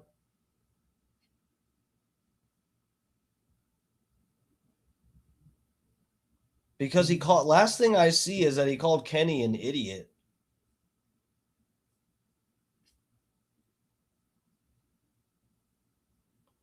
All right, come on. Let's not run people off because we're timing them out. I mean, come on. Kenny does. One of the boys did it. Kenny does not care if some random person in YouTube calls him an idiot. I don't know why. Let's ease up with that. Come on, guys. people reporting that page, yet that page remained up. Do you want like my numbers aren't as terrible as I thought they'd be tonight. Let's not mess it up. would it be predominantly Muslim? Just you personally? No. And why? Because it's a... Say they don't want to kill you. I'm fine with people moving in, but to have... Real, and I do, by the way, Misfit, you might be gone already, and I understand. But look, I want opposing views up in the chat for realsies. I want to be able to, you know, see different arguments and stuff. That's part of why I have this channel. We do debate review stuff, and I want to, you know, understand people's arguments. Jewish schools, we have to have a critical mass of Jews here to support Jewish schools. To have kosher grocery stores, supermarkets, we have to have a critical mass of Orthodox Jews here to support kosher supermarkets. By the way, so using that logic, why would anyone in Jackson want Jackson to have more and more Jews move? If you're arguing there needs to be a critical mass for how are we infringing on their right to, on their ability to do whatever I'm they not want? saying you are, but why would they want that? Why would it be bigoted? You don't have to want or not want. If somebody's selling their house to an Orthodox Jew, the Orthodox Jew is allowed to buy the house. Sure, but I'm talking about people who are not selling their houses to Orthodox Jews. Then they have the right to do that. Of course, but that doesn't make them a bigot to not want it. It doesn't mean they're hateful. It doesn't mean they hate you. What is it of their lifestyle that we're going to change? All right, so we can start with the traffic. Infrastructure-wise, they're just throwing up these This is well done. Good job. Good editing. enormous structures. They tend to have basement apartments. This is well done, guys. He combined the two interviews where the questions getting answered. What are the effects? Let's check it out. Also, so they'll rent those out. Right now, there is probably upwards 2,000 to 3,000 homes that have been bought and are just being rented out right now by the Orthodox community that they will move in when they're ready to move into them. There's been a problem with light pollution. Now we're seeing just LED lights everywhere. You know, there's a lot of issues. And then let's just talk about the thing that breaks my heart more than anything, which is the school system. So what's happening is our Board of Education is going bankrupt. Between the formula in the state giving all of the money to the poorer communities, which has been proven to not work, we're losing that kind of funding, but we're being depleted from the busing. We are required by state law to provide busing to all the private school students. Why are we paying for busing for schools that are not teaching a standard curriculum? If 80% or 90% of their curriculum is religious studies. Misfit, thank you for sticking around, dude. I mean, look, you guys don't have to be nice to each other, but I mean, Jesus Christ, we're trying to actually have a bit of a conversation. I'm sure Kenny doesn't really look. Kenny's up in the Bub Army chat a bunch. There's terrible things that get said. I imagine still that gets said over there. From what I remember, that chat was pretty wild. Did I hear correctly? By the way, not to digress, does the Bubs have his chat on like a members only chat thing? You can't chat unless you're like a paid member. Did I hear someone say that the other day?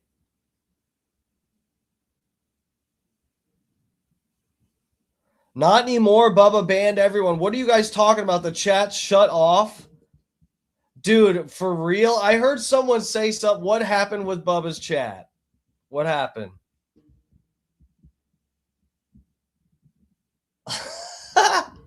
No! Dude! Dude, are you guys serious? It's what happened? It's paid subs only. Yeah, okay. I thought I did hear that correctly the other day. Paid members only. Wow. Hey, that's a flex. Look, if you're going to be a hate watcher on Bubba's channel and you want to talk shit to him, you got to pay. That's what it is. He might actually get a few dollars out of that. I'll give him that.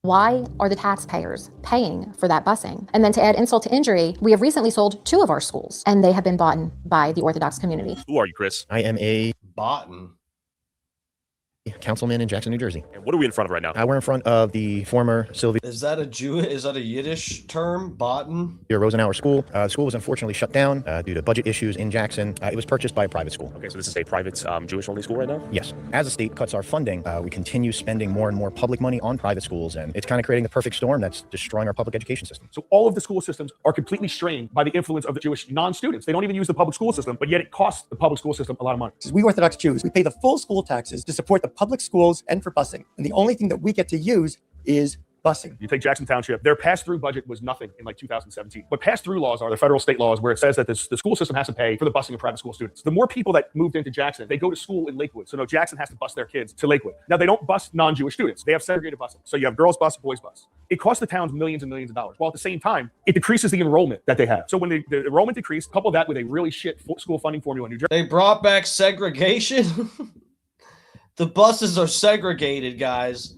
It's by sex, by gender, but it's segregation. Jersey, the towns spend way more money and they get way less in return. And now, in a modern day and time, who thinks it's okay to separate boys and girls? Not allowing them to be together, not allowing them to go to school together, be on the same bus. And because of a religious practice, you're forcing the public to pay extra money for things like that. We have to send our children to religious schools because of the values that are taught in the secular schools. If our population changes, schools consolidate. We're not the first place that's happened, nor the last place. The Jewish community is extremely racist. Could you imagine if I said that my children could not play with somebody's children because they were black? What a different conversation we would be having. Why is it okay? We only eat kosher food. If our kids play in a non-religious Jew's home, they might be given non-kosher food to eat. Also, we generally don't have televisions in our home and don't want to bring the secular values of homosexuality, of adultery, theft, of cursing, and go on and on. We don't want to bring this into our society. The Orthodox Jews are paying full property tax, which is how the schools are funded, and we don't get the benefit of the school building, the school teachers. So we have to also pay for our private education. So they're getting our money, and we're getting nothing for it. Funding's going to go down. You're going to have to make cuts. You're going to have to keep closing schools. They just shut down another big school, which is going to be converted into, might be one of the world's largest yeshivas right here in town. Let's be real. New Jersey State. They won't pay for our schools. They won't pay for our bombs. Is essentially a criminal organization because everything they do is for some type of special interest, for somebody to benefit somehow. They take a house, they get that house built for a public mikvah only for Jewish people, right? So they say it's for the public, but it's not. It's just for a select private group of people. The house is now a 501c religious organization, so it doesn't pay taxes, so the town loses the tax money. Yep. And then, like in this case, that mikvah was being built before it was even approved, so everyone sees that. This is going to be a mikvah, which is a religious bathhouse. Where women get purified. Correct. After their periods? Yes, and it prepares them for their childbearing time. Sex. Yes. Okay. Yeah. It's little things like this where they get in an area, they put what they need, their special needs. It doesn't gross benefit the community. Anything that they put, it benefits only them. So this is a house of worship, a shul. This has been operating now probably for about 6 or 7 years. This is one of the ones that 6, 7. we first realized was non-owner occupied. Now, meaning? I'm sorry. Meaning that you have a better chance of not having issues if you live in the home and you have prayer. But nobody was living in this home. Generally you should have to get the proper permits and everything. But our town has been very accommodating for bad behavior. As you could see, they did install a light for them here, so they could safely pull in and out and cross the street. And that's a symptom of the increased traffic into this location, right? A light just for this. Big E's up in here. What's up, bro? Good to see you, Big E. Yo. What's shaking? These matzo balls are shaking. House. Correct. This is zone residential. As I told you, we have to be together for schools, for synagogues, for kosher food. So yeah, they had to put up another light here. It's jamming things up. Jesus. So you're gonna start buying the next block over. That happens to be Jackson and Tom's River. Now it's going into Howell because we're having lots of children, and thank God we're having lots of children. Thank God almost all of them stay religious, get married early, and having children, and community's just growing and growing. So in Jackson, they passed regulations against Orthodox Jews, and not only that, they were harassing us. Let me give you an example. We pray 3 times a day: morning, afternoon, and evening. So Jackson, they were very unprofessional, very amateurish. So they had their code enforcement department counting the number of Jews on the street, and they left the emails on their Jackson Township email system. So when litigation ensued, it came out in discovery. So they say, I see 3 men wearing the garb, carrying Bibles, going into this house. And the inspectors would actually go into the property and peer into the window to see if we were praying. Okay, so the house was zoned residentially, and it is being used as a house of worship? No, you could just go in there. The guy owns the house. You can just go in there and pray. We do it all the time. Just like, when I have the Super Bowl here, I have 50 people here. In contrast to the Super Bowl, how often does this congregation happen per year? Is it every week? Oh, no, we pray 3 times a day. No. 3 times a day versus once a year, though, right? That's an important distinction. Oh, I'm just saying, but every week they got during football season, they get people over watching football, and they got 30 people in the house watching football, right? Anybody in America can do that, and they're not cited for a violation. You don't think they would have been treated the same if it were a mosque or a church? There are Christian groups that they were not harassed like we were. So you guys were singled out in your opinion? Yeah, for sure. What happened in Jackson? What anti-Semitic laws is he referring to in his opinion? So everybody is reacting. Dude, that's what? That's a very letter of the law, fair response to this critique about using the house, using like a residential house as a place of worship. I mean, it's like he's right. It's America. You can fucking have 30 people over for a football game every goddamn weekend if you want. acting in their own way, zoning law-wise, to try to fight what they do. And what that is like buying corner lots that are unbuildable, using our LUPA laws to build on them. So what happened was there was a little bit of a rush to stop Lakewood. I would say about 2010-ish, where you saw different towns making different zoning laws. Brick did its own little thing, tightened up zoning laws in certain areas, and they did it in a way where it wasn't pointing out one religion. Jackson kind of did it in a way where they did point out one religion. But what does that mean? So it's like they tried stopping the shoals in the middle of the houses, but what they did was they worded it and they said things as they were doing. Like the people on the boards were saying stupid shit during the discussion that were anti-Semitic, basically to give them fuel to come in and say, you guys are making anti-Semitic laws. Okay, it wasn't necessarily what they were trying to do; it was how they were trying to do it. Now the council president up there, Mordecai Bernstein, who was a part of it, you have that guy Richie Roberts. They got the DOJ to do an investigation. They sued under our LUPA and they had the DOJ do an investigation into him. They hammered Jackson. So now it's like Jackson is castrated and cannot even fight it anymore because they got told by the federal government and the state government they get to do whatever the hell they want. So now that's why you're seeing the synagogues going up in single family or multiple family, big houses, $800,000, $900,000 houses. We lost a lawsuit on this property that was too small of a property, unbuildable lot. The people that came out to that meeting made this type of comment. This was deemed anti-Semitic. This is a family neighborhood. We like to keep it a family neighborhood. Anti-Semitic. This is what the judge quote cited as anti-Semitic. Are you going to be renting this house or are you going to be living in it? Anti-Semitic. What type of family would want to live on this type of lot? Anti-Semitic. That's how petty it gets. Beginning 10 years ago, they called you an anti-Semite for outlining all of these points. Were you wrong? I was right. There are plenty of county roads in Jackson. Nobody's saying that you cannot put your house of worship on those county roads where you could put proper parking lot and you could have proper traffic. So why are we dealing with houses of worship within walking distance that could be on main roads? Air roofs are up. Why instead are we putting them smack in the middle of residential areas? Because it's another way to get people out of there. It's another way to create a complete religious enclave. And this all begs the question, does the Jewish community living in peace come at a direct cost of the non-Jews also trying to live in peace? Can the two groups get along? Toured a mostly all-Jew neighborhood in Lakewood to understand Jennifer's frustration a bit more, what she sees as Jackson's seemingly unavoidable future. Where are we at, Jenna? We are in Westgate, aka Kosher West, aka the Little Tykes Graveyard. I'm noticing lots of toys in the lawn, car seat that may not be getting used, tons of minivans, many children, many families, full trash cans, abandoned vehicles, a lot going on here. Correct. This is on the border of Jackson. And unfortunately, I see this as being Jackson's future if we don't get a hold of things. Let's go for a walk. How large are the families out here? Again, anywhere from 6 to 12 children. This is all Orthodox Jews for the most part? This is predominantly probably 99.9% religious. Could I buy a home here? I don't believe you could. Obviously, legally, according to the Fair Housing Act, it's illegal for them to discriminate against me, but practically speaking, could I buy a home? No. Okay. This community is allowed to police themselves. They're allowed to do what they want to do. Rules don't apply. Yeah, the trash cans. We have a problem now in Jackson with rats, which we've never had before. It's definitely a concern. It's a complete religious enclave, yes. And this bus right here is paid for by a Lakewood taxpayer, correct? Correct. We're walking. We're trying to walk. You got it. Yes. Call the cops. Here, it's strictly about religion, nothing else. All these men going to yeshiva until they're 35 years old, they're not producing college students. They're not producing people that are going to go and benefit the greater good of our society. It's sort of an investment in a insulated one-way economy. Correct, without anybody contributing. How are you? We're filming a little documentary. Yeah, for YouTube. Would you like to say hi? I actually recognize your face. I'm infamous. That's me. Yes. It's good to meet you. How are you? I see. No worries. It's good to meet you. Yeah. We're just walking around talking. Cool. I hope it's interesting. Thank you so much. Yeah. Like, not everybody's the same. This is true. I'm noticing a strong spectrum here of even orthodoxy, right? Yeah. So I gotta say, very refreshing. Sweet woman. Yeah. Say hi. Good luck. That's the funny nice. thing. Nice, that's the funny thing about it. I mean, a lot of the women are very nice and very welcoming. Yeah. And you can have a conversation with them, but at the end of the day, they can't be your friend. No parking. Look at that. They don't want to live amongst us. They don't want to live with us. They just want to live and exist and not have us be part of their lives. We've had people stand up at our council meeting in Jackson and say, I'm sorry, we cannot let our children play with your children. For the Orthodox community, the reason that we choose sometimes to live with ourselves is because we are, as a culture, very careful with the influences our children have.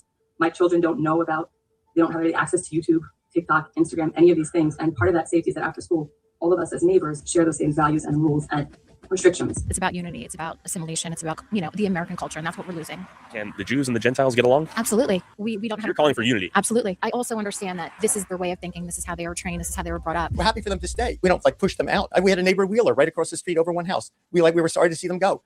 Is it bad that you got a house that's worth $300,000 and someone says, "Oh, really?" Dude, it's weird. This is refuses to shake his hand. Yeah.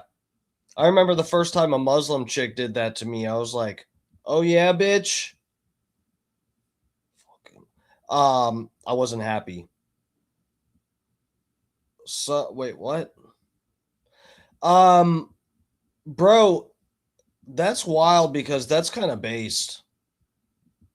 That's kind of based. Keep your kids off of TikTok and all that shit. They don't know what YouTube is. Are you kidding me? And we gotta keep them away from your little goy kids that like to get on TikTok. That's actually based. I mean, you might want to just convert and try it out for a little bit. And when the AI tries to take over, these Jewish communities will be protected. You got to go stick with these guys. That might actually, unironically, that might actually be the plan. Funny face said Charlie Chaplin's brother with the facial hair was right. Jesus Christ. Want to live in this neighborhood? I'll give you 600,000 for it. I think it's great if you're trying to sell your house. Okay, and if he doesn't have to. Like this woman, she didn't have to sell her house. I think there's an argument in some instances of people who have claimed that they've been pressured, harassed, or intimidated to sell their house. So it's not intimidation. It only could be that too many people are knocking on their door asking, do you want to sell your house? Okay, so there's blockbusting. You know, that's when they approach you to sell your house, which is a level of harassment. There's intimidation, telling you that, you know, your decorations are not Yiddish, or approaching you and asking you, when are you moving? You know, you could have a child who's 4 or 5 years old, being your neighbor, and you could be very nice to that child, and one day they will just come out and say to you, when are you leaving? Well, that's learned behavior. They're hearing that, right? There's rows of housing. You saw it yesterday. 4, 5, 6 cars per place. Tight, super tight houses. The few people that when are you leaving? I've spoken to, a lot of it stems from fear and their loss of their way of life, right? I don't think it stems from hatred, from what I've heard. So some hate it and some fear to change in their in their neighborhood. These people are moving in that don't look like them, that, you know, seem different, and I can understand it. But there are laws about discrimination, and, you know, people bought homes legally because the non-Jews that live there made a lot of money off the Jews in selling the home. Well, look at, you know, Little Italy, and look at Chinatown in New York, and how come it was okay for them to live amongst themselves? The key there is assimilation. Their children went to public schools. They worked in the public sector. They invited anybody who wanted to come into their community. They provided for them in their community. Huge difference there. This is not a welcoming community. This is not somebody who's saying, we're going to build this shul. Come on in. We want to teach you a little bit about our religion and our beliefs, but we want to involve you in it. And this has been a topic that I have brought up at several council meetings when there have been times when there's been a project or something that they wanted to approve, and we were trying to kind of, you know, bring it to people's attention that this project is not going to benefit the community as a greater good. The Jewish community is extremely racist, and I would go as far to say as the Jackson government should be ashamed of themselves. Beautiful traffic and everything. What? Welcome. Is that a strategic honk? I think so. I'm not sure what the strategy there was. Who's you honking at now? Gotta say hi. Hello. All right, so he's just honking. I'm not sure what the strategy is. How are you? I came down and waved and said hi. We're gonna see how long he's just gonna remain honking. How are you doing? He's gonna break his horn. This guy does have a cheeky sense of humor, which I can appreciate. That honk was promised to him. What's going on his face? That honk was promised to him. I am gonna sue. His kids in there doing that? What? Man, I think this guy actually might be mentally challenged. So we're gonna give him a break. So listen, we can talk all the niceties we want. There is hostility. Oh yeah, but you know what? That's not going to happen walking down our streets. Dude, for real, how bad is we already saw a couple in this video. How prevalent is like Down syndrome and stuff in the Jewish community? I'm not trying to be a dick, but I know that this was a thing that a few people have highlighted with the Muslim community too. Like there's some inbreeding stuff. Wasn't it? We've talked about this before, but I think Gavin McInnes brought this up for the first time ever. He was like the only person to ever highlight this back in the day on Rogan's podcast, where he talked about some community of Muslims moving in somewhere else. I think they were from Pakistan, maybe, or something, that they moved to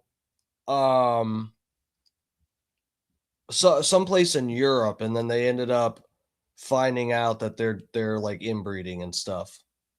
And there's a you know, the IQ is lower in these communities because of the shallow gene pool. I wonder if that, you know, because they want to, it's similar to the Muslim communities where they want to keep it. Well, I think it's also, Gavin pointed out, there's some interpretations or something of what's in the Quran that seems to endorse banging your cousins. But I'm not sure if that exists in the Torah. But yeah.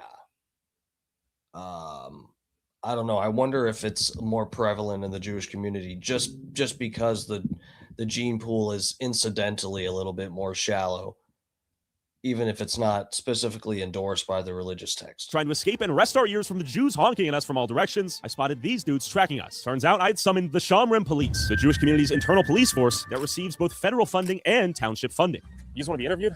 No. Okay, respect. Are we in the heart of Lakewood right now? Yeah, go for it. Just curious. All right, he's pushing it. What's up? You want to do an interview? Okay. I don't think it was nice how you portrayed the Jewish people. And What are we talking about? What's the context, real quick? What's the context? Are we talking about Curious Joel? Yes. I just don't think it was you were trying to portray. I think you just came in with a more of what you had a picture in your head What do trying. you think I got wrong? What do you think was misrepresented? Like, I'm just trying to learn. What do you actually think I got wrong about it? I just think there was agenda. You got to elaborate a little bit, though. You know. What was the front of the YouTube page posted as? What was the inside the New York town invaded by welfare addicted Jews? Thank you. You answered the question. Was I wrong though? I actually think it's not true, but again, you say whatever you want. It's not welfare addicted. This is what it is. Welfare reliance, welfare dependent. What would be a better? Programs don't have it. All right. What are you arguing? That I have an obligation as a taxpayer to fund you and how many kids you want to have? So the only thing any of these people so far, guys, when Tyler specifically asks these detractors any specific critique they have of his reporting on the Jewish community, consistently what has been brought up, the only thing is the goddamn thumbnail and the title for the video. What does the thumbnail say? Welfare addicted Jews. That's the only thing any of them have an issue with. Everything else in the video is like, no one has said it's inaccurate. There's like something one of them said something about editing, but I mean, this is actually kind of wild. Like that's the only solid thing any of them have pointed to is the thumbnail for this guy's video. If you want to have 30 kids, that's just how it is. I'm arguing that if the law is set up to have certain criteria for people and it's going to children, then people who qualify for it, legally qualify for it, with no fraud at all, are entitled to get it. And you'll give me the credit of acknowledging I never said that was fraudulent. Yes, that's right. I think it's exploitative by nature, though. Yeah, why don't you throw all your money at them and help sustain their lifestyle? Why do I have to take a cut of my paycheck to go towards Curious Joel's insulated, Hasidic Jewish community that has nothing to do with me? I'll never get anything out of. There's zero upside for them to exist for me. Anyways, we have the government makes criteria for getting financial aid. And if someone qualifies for that criteria, I'm not sure why when the Jew does it, you're calling it exploitive or taking advantage, but you don't say that to all the other people, populaces that don't have it. Well, I've never seen anything of this scale to where the families are this large and it's sort of baked into their strategy of childhood. So are you against having children, having a lot of children? I'm pro-children. That's great. I think you should be able to afford it. And I want to make an important distinction between the Amish, let's say, and the Hasidic Jews and Curious Joel. You tell me what's the difference. Oh, there's tons of differences. Tons of differences. Most importantly, as it relates to finance, though, the Amish pay for themselves. They're self-sustaining. They're not reliant on welfare programs funded by the taxpayer. I think I heard in a video there's 40,000 people in Curious Joel? 44,000.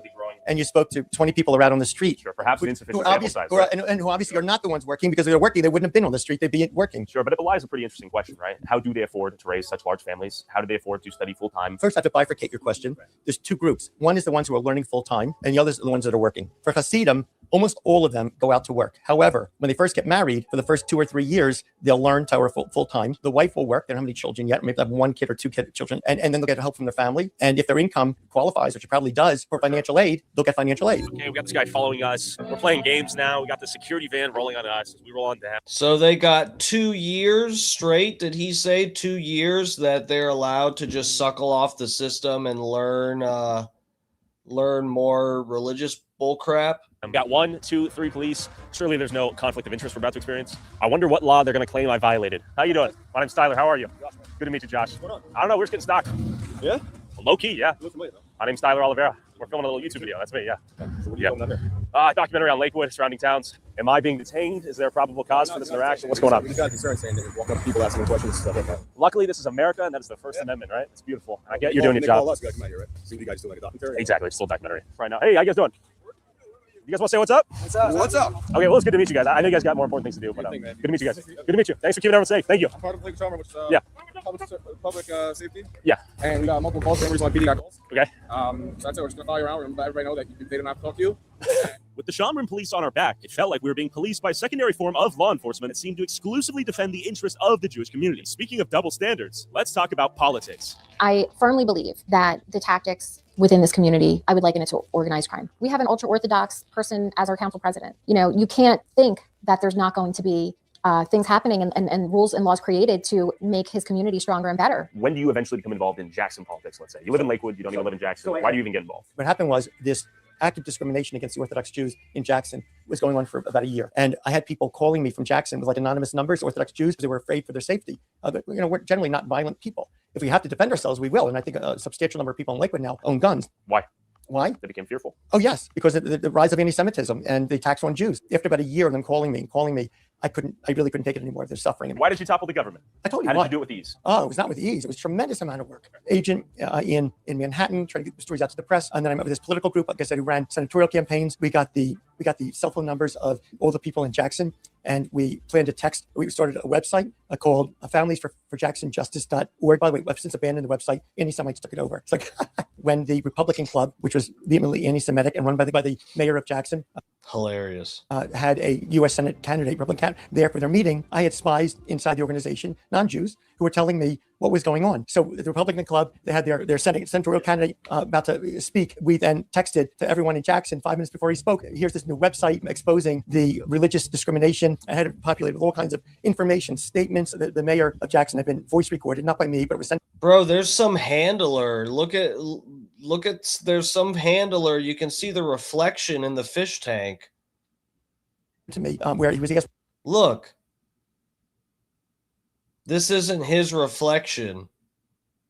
I've been watching this. There's somebody that's like nodding their head and like reacting to what he's saying. Watch this. By the chairman of the Ocean County Republican Party, if these were churches, would we be opposing them? He said, absolutely not. It was discrimination against Jews. They were going crazy with all the things I was doing, putting pressure on them. There was fighting going on among the elected political people. Resignations had started. And then I put out the ad on Fox News. New developments in that deadly attack in New Jersey. Surveillance video shows they clearly targeted that Jewish market. There's a synagogue located next door. There's no question that this is a hate crime. Anti-Semitism is on the rise, and now it's coming from Jackson Township's government. Elected officials in Jackson have passed ordinances targeting Orthodox Jewish families. Exposed township emails show officials surveilling religious Jewish families, praying in their homes. They even took revenge on a decorated veteran who testified against their anti-Semitism. Jackson officials are intimidating Jewish families, and they admit it.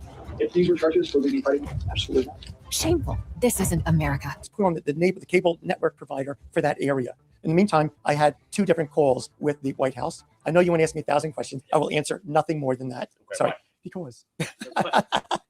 Oh, wait. I think that's Tyler's reflection. Oh, wait, is there someone over here too? That might be Tyler's reflection. And to be fair, yeah, the mayor's statement seems pretty damning, right? Him saying, I wouldn't do this. Yeah, right. And you heard that on the commercial. Yeah. By the way, it seems discriminatory. By the way, he's one of my best friends now. Lifelong, But here's what happened. Yeah. More Orthodox Jews kept moving in because of the financial and demographic forces I told you about. And we started to become a larger part of the electorate. And he was coming up for re-election as mayor. And he asked someone if he could come here and apologize to me. And he came here and he said when he signed those resolutions, he knew it was a wrong thing to do. But he said he was under so much pressure from all the political types in Jackson and the people who have constituencies, yelling at me. So he just signed it. And he wants to tell me now that he regrets doing it and he's going to work to get rid of those regulations. Then that result was the Orthodox Jewish community embraced him. And we supported him. And I became the largest donor to his re-election campaign. It wasn't $1 million. He becomes an ally to the Orthodox Jewish community. He becomes not bigoted against us. It's the Jewish vote. This is another form of corruption. Imagine if I said, hey, I'm going to give you this amount of money and you do this. Okay, you can't do that. But if I could say, hey, I'm going to deliver you 50,000 votes that are all going to vote for you. So take Jack Ciattarelli in New Jersey. They were bragging that all of the Vlads got together, all the Jewish Vlads got together, and were voting for Jack Ciattarelli. And they did so like 97%. That voting bloc doing that now says, like, what they do is they take that and say, hey, we got all these votes. And we're going to all vote for you, but what are you going to do for us? And if you don't vote with us, we're going to take all of these votes and we're going to put our support behind somebody else. It's what they tried doing to Chris Pollock. I know, because I spoke to the dude who basically said it. They said it very arrogantly, where it was like, oh, we have 6,500 Jewish votes in Jackson. He is not winning. That's what they said to me. He won. And he didn't just win. He won by a landslide because a lot of people showed up for him. Okay. And by people, we're talking non-Jewish voters? Even Jewish voters. He got over 20% of the Jewish vote, Chris Pollock. Yeah, 100%. Okay. So the tides are shifting in Jackson, perhaps. I think there's a group of people that on both sides that don't like what certain groups are doing. Remember, there's a lot of really good Jewish people that look really bad by these actions. The main comment that comes through my feed, no matter what it's about, Jackson, Brick, whatever, this town is finished. It's over. I don't know if you can stop them. And I'm not saying you can, but cooked. That doesn't mean you don't fight it. That doesn't mean you don't do what you can to do it. And you had people like Chris Pollock that he said, I'm going to do it the way of politics. Okay, so Chris, I see these homes being built. Why are the locals so opposed to these houses being built? It seems still pretty peaceful out here. What's going on? What changes have you noticed? Well, it's becoming rapid changes and rapid development. You're going to be seeing a heavy increase in the population. And I don't know if our town is suited to handle it. Unfortunately, I've heard from several people that some developments only particularly want one group in there. It's people have gone in there and asked, hey, I'm interested in these homes. Some of them have been told it's not for them. What does that mean? What does that mean? It seems like it's only for one group in one community. And who's that group? It seems like it's only for the Jewish community. I'm going to be honest. But when you create a community, they have some of them that are adding shuls into it, essentially synagogues into it. They're fitting the houses to fit this very specific needs of one community. Do you think anybody other than that community is going to move into there? They technically cannot discriminate against a non-Jew purchasing a home, right? No, you cannot discriminate against anybody buying a home. They could just say, hey, sorry, we sold it to someone else. Yes, they can. And I've heard people say, oh, we'll put you on the waiting list, because that's something that's going on. LLCs are outbidding people trying to buy single-family homes. Correct. When you have a group of people that call themselves God's people, you are a Semite supremacist. You are a white Jewish supremacist because they're classified white. They don't want to live as a community with us. I think when I say they, again, I don't mean all of them. But I do think I mean the far majority of them. I think they have their tight-knit community. I think their community lives completely separate than everybody else. They eat differently. They enjoy different things. Yes, we might drink, but everything is set in a different way. As you ran for... See, it's pretty much like having pride in your culture and your group, and even being a supremacist for your group it's like seen as okay in America as long as you are a minority. That's one of the issues. City council, did the rabbinical order try to buy you off? I don't really have any relationship with the rabbis, but I have been taking a meeting with people who said they were liaisons to the rabbis. They went around touting how many votes they controlled. They told me pretty much straight out that they control certain politicians in town, and if I cater to their community, I might have access to the block vote. Who did they say they control? They said they control our mayor and our council president. After a year, I couldn't bear it anymore. So I got involved. I hired a political campaign group out of Washington, D.C. that does political campaigns for Republican senators. I think they did Ted Cruz. And I wrote a letter to the mayor of Jackson telling him all the things I was going to do if they wouldn't reverse these discriminatory laws. In the meantime, there's another Jewish group called the Aguda that had a lawsuit against Jackson based on RLUIPA. That's a Religious Land Use Institutionalized Persons Act. And it says that a municipality, it's a law, federal law, municipality is not allowed to discriminate based upon religion. And in their lawsuit, then showed all the emails from Jackson, all the things they were doing, conspiring against, executing to try to make life miserable for Orthodox Jews there. Dude, this is like, I was expecting this to be a lot more one-sided. But I mean, look where we are here, and this is supposed to. I haven't seen the other full documentary, but yeah, I was expecting to see something a little bit more one-sided for an entire nation to ban this guy and deport him back to America when he tried to go to their country.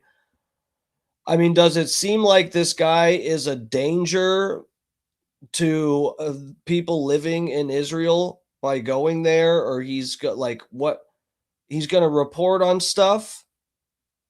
Or are they just worried that this guy's going to get 10 hours of B-roll footage of Orthodox Jewish people spitting on Christians or something? Is that what they're worried about? Is that literally it?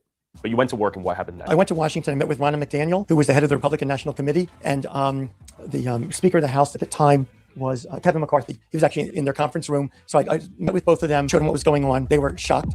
I think there's a lot to learn from the community. That's why I like what we did yesterday. Their tactics benefit them. They are a solitary mass. They actually are a community. You can't deny it. They are not fighting over Trump or Biden. They're not fighting over left or right. They're not fighting over masked or unmasked. It's antimatter, right? It's like we are everyone in our towns. We're fighting against antimatter. We're not focused on what actually matters. We're not picking each other up. We're not one community. And I'm not talking about communism or any of that shit. Yeah. I'm just talking about caring about the person. They hitchhike. What other world will you see hitchhiking in America? Nonstop. Yeah. That's a testament to how high trusting they all are. So there's something to be said about that. Dude, that is wild. They hitchhike. And there's a lot. I would love to see our kids playing again off of, getting out on bikes and getting out playing basketball and football and all of those things. I would love to see that. I'd love to see us act a little bit more like that. We need to fight back against the state. We've had large lawsuits against us because they tried to keep out this problem. We've had the Department of Justice come down on us. Billionaires connected to the president involved in all this. What's happening in this little town in Jersey is bigger than people think. And what's happening here in Jackson, will that become a problem in other small towns? It's already a problem in all the surrounding towns. The cop gonna go? Okay. We're gonna show the cop. We got the corrupt police pulling us over for what? We'll find out. We may be in a corrupt hellhole. Double cop car. We're getting pulled over. We got double police, potentially nothing better to do. Let's find out. We weren't speeding. We weren't violating the law from the best of my understanding. Every driver's license registration. What am I being pulled over for? I'll tell you that. Is there probable cause? Yes, there is. What we got a exactly call. We got a call on our phones For? for a suspicious person. What's suspicious about me? With video cameras. There's nothing in front of the suspicious about school. expressing our First Amendment right. No, you're good. So what am I being pulled over for? We got a call, just so you know, you're being audio visual recorded. Sure, likewise. So we got a call from dispatch. Sure. Saying there's a vehicle. Bro, so here we go, guys. This is not our first rodeo. Here we go, guys. Let's see if they violate this guy's rights. We need Remember, reasonable, articulable suspicion of a crime. Remember this, like we do with every other time we're reviewing a badge cam. It's not enough for the cops to just say, we got a call on you. Somebody called us. You're suspicious. You are suspicious. That's not enough. We got a call. That's not enough. So let's see where this goes. Vehicle with 2 men in it, videotaping in front of a school. When we get a call for that, that's our probable cause to stop you because they described your vehicle. So I'm asking you. What's illegal about the fact that we're recording? There's nothing illegal about it. Sure. I don't. There we go. There we go. It's again, guys, it's not reasonable, articulable suspicion that you're practicing your First Amendment right, or you're exercising your First Amendment right. It's articulable suspicion of a crime. So let's see where we go with this. Say that you're recording because I'm recording too. I just don't know who you are, and I don't. But for my safety, I want you back in the car. Okay. So back to me talking to you. My name's Tyler, by the way. Jonathan, so nice to meet you, sir. Good to meet you. Yeah. I'm stopping you. Can I have your credentials, please? Do I have an obligation to self-identify right now? I need you to identify yourself on this stop. Yeah, no, I totally get where you're coming from. Yeah, it's a lawful stop because they described your vehicle to a T. Totally get it. I'm just trying to figure out if there's Can I just ask you a question? Yeah, I can tell you what we're up to. If that's... I just want to know who you are. Yeah, my name's Tyler. Oh, very good. My name's Jonathan. Like, explain that Good to meet you. I stopped you.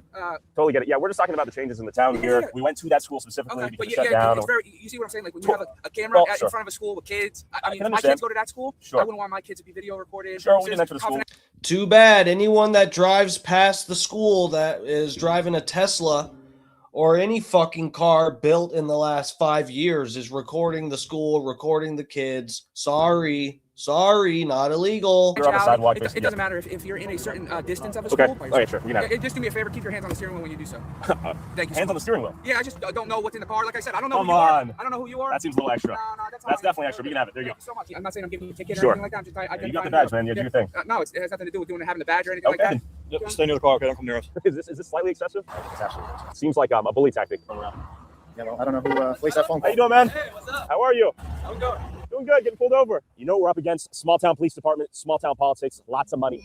All right, so apparently the reason why these cops came out of thin air is because who just got called? Well, we're going to find out. The council president just called me. So who is Morty Bernstein? He is the council president in Jackson, New Jersey, and the most powerful man in town. Does he have the police in his pocket? I don't think he has the police in his pocket at all, but the man does have an incredible amount of power. He's involved in political action committees with very rich and powerful developers, a lot of political connections. Who are we messing with here right now, Chris? Is this a mistake? Is this video a mistake, man? I'm going to be honest. The powers out here are pretty immense. Like I said, it goes up. You have billionaires from Lakewood being involved in what's going on in Jackson. People connected to the president of the United States. If we zoom out, where does this all end? Right now, it's gone to every town on the outskirts of Lakewood. They're buying up everything. Even if they're not occupying things, things are being bought up. I always say it's a real life game of Monopoly. So it's gone into Brick, and it's gone into Howell, and it's gone into Jackson and Toms River. Now it's going into Manchester. There are large portions of property being bought in South Jersey. We cannot keep up with this. How do you combat a group of people chosen by God practicing rampant ethno-nepotism? They bought her eyebrows too. They're gone. Here's a problem, bro. One Jewish student in Manchester said to me this: you guys will never come together because you have no shared sense of purpose. And that hit me because he's fucking right. Jews have a shared sense of purpose in what their outcome's going to be. And that's to expand the religion. That's expand their people. We don't have a shared sense of purpose. We're too busy arguing with each other. We're too busy talking Trump. We're too busy yelling about ICE. We're too busy focusing on Epstein's list. We don't have a shared sense of what is America and what are we trying to accomplish together. Americans don't have a shared sense of purpose about America. Jews have a shared sense of purpose in what their outcome is going to be. The only way that you're going to stop it, and the only way you can fight back about it, is by getting people that have a shared sense of purpose in the numbers that matter. Getting enough people with their eyes open to say, holy shit, something has to be done here. You have to get rid of the R-Lupa laws.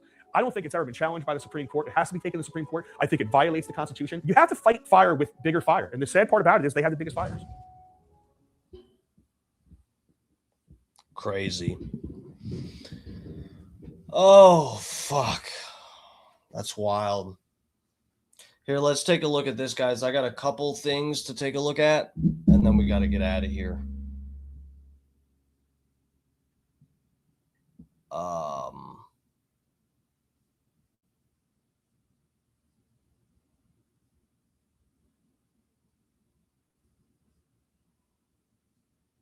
Did I not save this? Where did it go? Okay.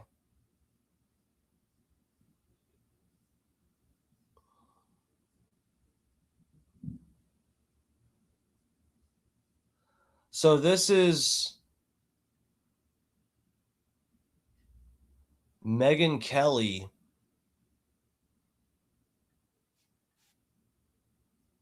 Let me get you guys over on this tab.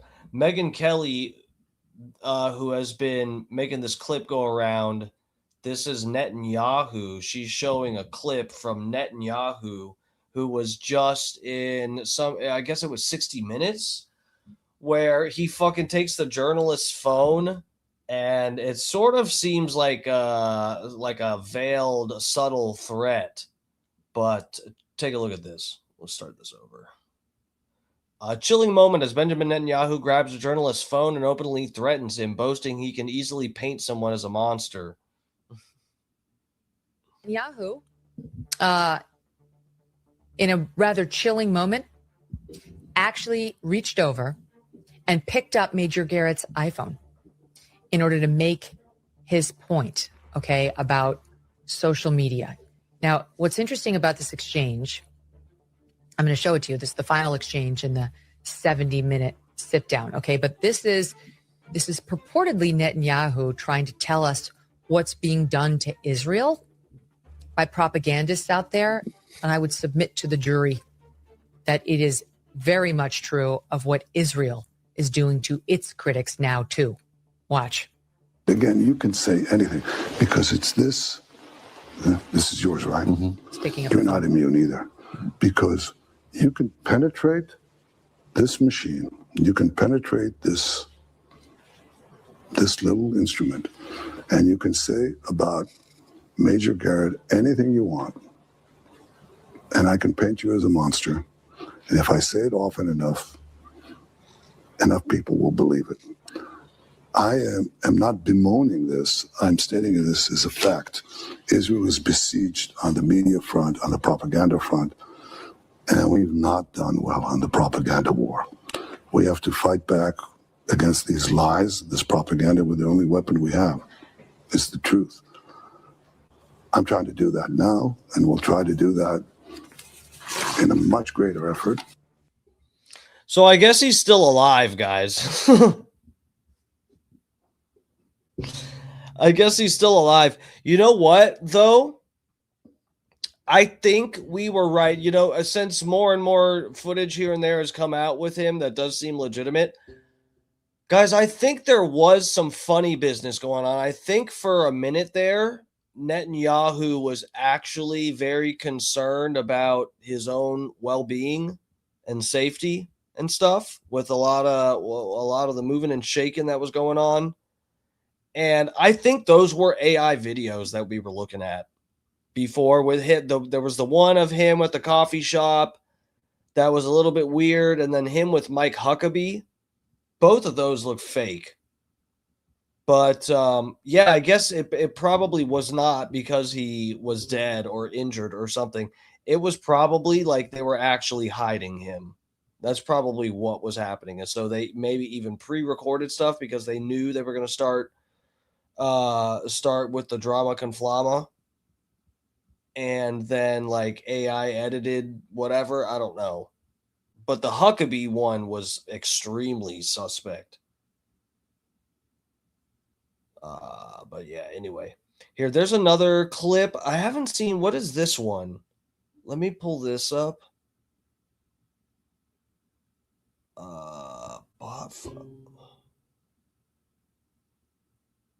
Evil podcast. Okay, let's take a look at this. There might be a second one after this, a third. Oh, fuck. This is the 15-minute segment.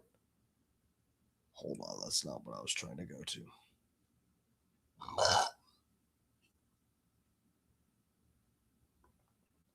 Is this the same segment? Let's take a look.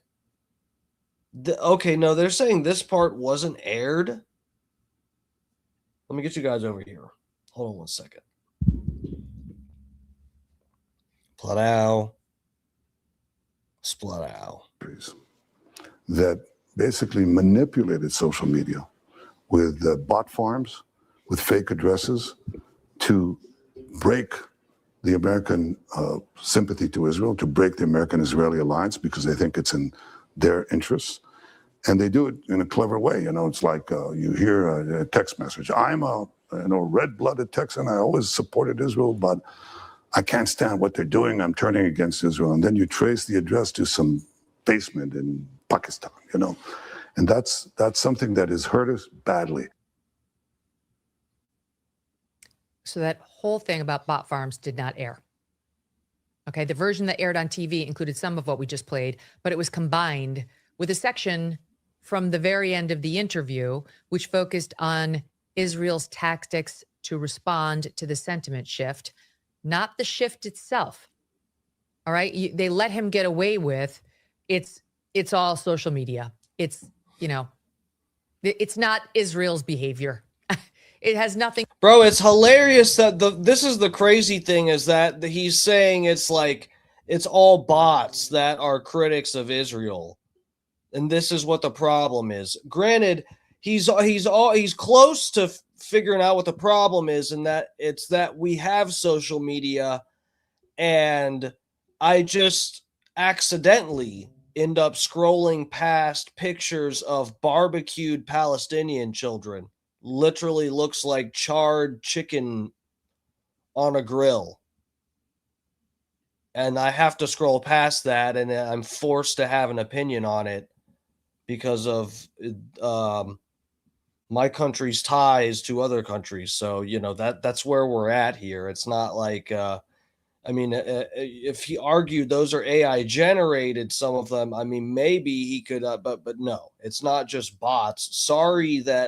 Sorry you haven't killed every journalist. Okay. Sorry. We see what's going on in Gaza. To do with those tens of thousands dead in Gaza, or Gaza looking like a parking lot now, or the thirst, what appears to be a thirst for more war by Israel on this front and that front. It's not like, let's do it all. Who could forget when then the focus shifted to Hezbollah after Hamas, and then it was, we're going to get the Houthis. And then it was, they talked us into bombing the Iranian nuclear sites. And now we're back for more in Iran.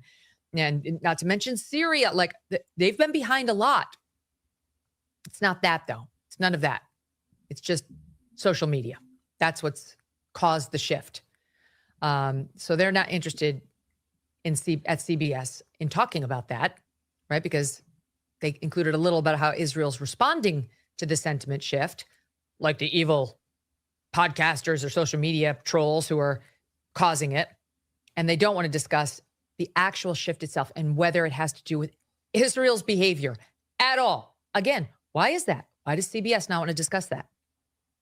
Could it be the Ellisons and their hand-placed handmaiden, Barry Weiss, who runs CBS now? Barry Weiss. What's his name? Tim Dillon always mentions Barry Weiss. I love it. Hold on, let me pull this up for you. Is this the one? No.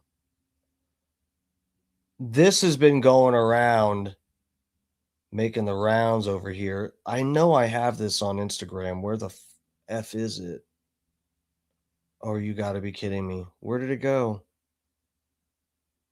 Don't tell me it got removed.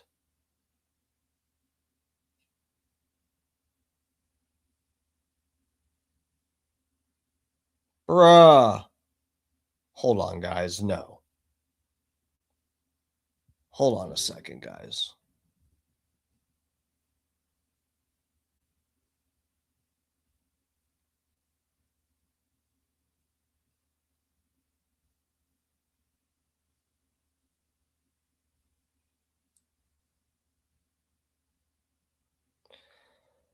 Did you guys see what's his name? Chris Hansen? The newest Chris Hansen deal? Let me try to find it because I think it got erased from where I had it saved. I'm not seeing it. Hold on, guys. Let me make sure.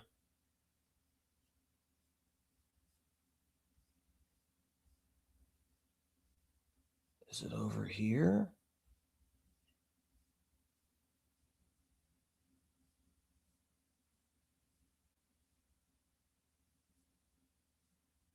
Bro, you gotta be kidding me. Okay, I know I saved it and it's gone. So give me 1 second. Who has seen the new Chris Hansen deal.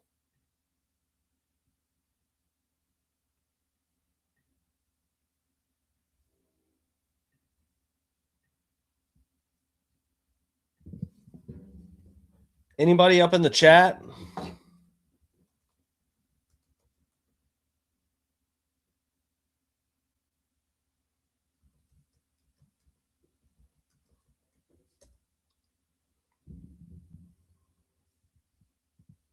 I found it. Here we go. Have you guys seen this? Bro, I thought this was fake. I thought this was AI generated at first. It's not, guys. It's not. Look at this. We're involved in security for the Israeli president, Netanyahu. Did you meet the Israeli leader? I'm sorry, I'm not answering any questions so I can speak to an attorney. Bro. They busted another one, dude. They busted another one. This guy will be flown back to Israel anytime now. Probably. Dude, I thought this was like, I thought some troll made this with AI because it's too wild. We're involved in security for the Israeli president, Netanyahu. Did you meet the Israeli leader? I'm sorry, I'm not answering any questions so I can speak to an attorney. He's like, oh, fuck, I'm in trouble now. I tried to nab one of the goys on my own. I got caught. You sent photos of your penis erect? You told the boy you ruined your shorts. What the fuck?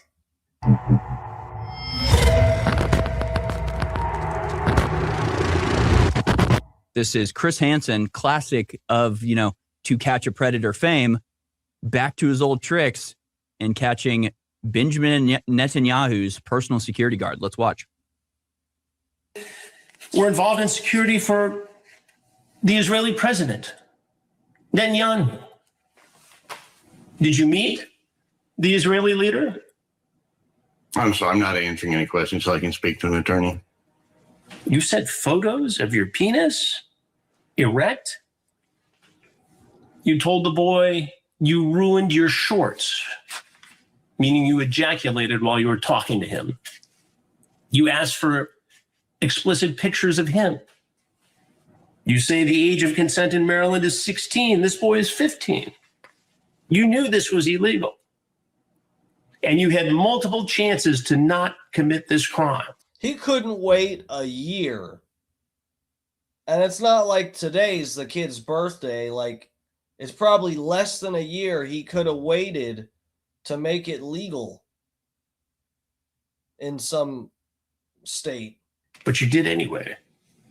Which makes me wonder how many times you've gotten away with it before. You have CSAM on your phone. I'm sorry, I'm not answering any questions so I can speak to an attorney. You talk about being busy in training. The boy says his parents will be out of town at a work conference. How long was your drive over here today from your home in Maryland? Oh, I'm sorry, I'm not answering any questions so I speak to an attorney. You talked about taking him out after getting to know him for cheesesteaks.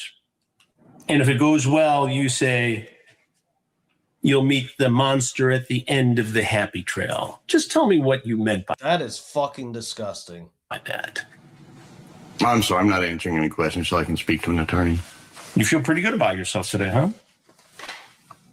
Think you were outsmarting everyone? A month and a day you spent chatting with someone who told you they're 15. Not just a cop, but a lieutenant. You sent pictures of yourself in uniform. You sent pictures of yourself from your office at the Metro DC Police Department, lounging on your couch, grooming a child. What should happen to you, Lieutenant? I'm sorry, sir. I'm not answering any questions so I can speak to an attorney. I guess you won't. Well, that was horrifying. that was disturbing beyond belief. Yeah, I would not be surprised if he flees to Israel. That's a very common thing.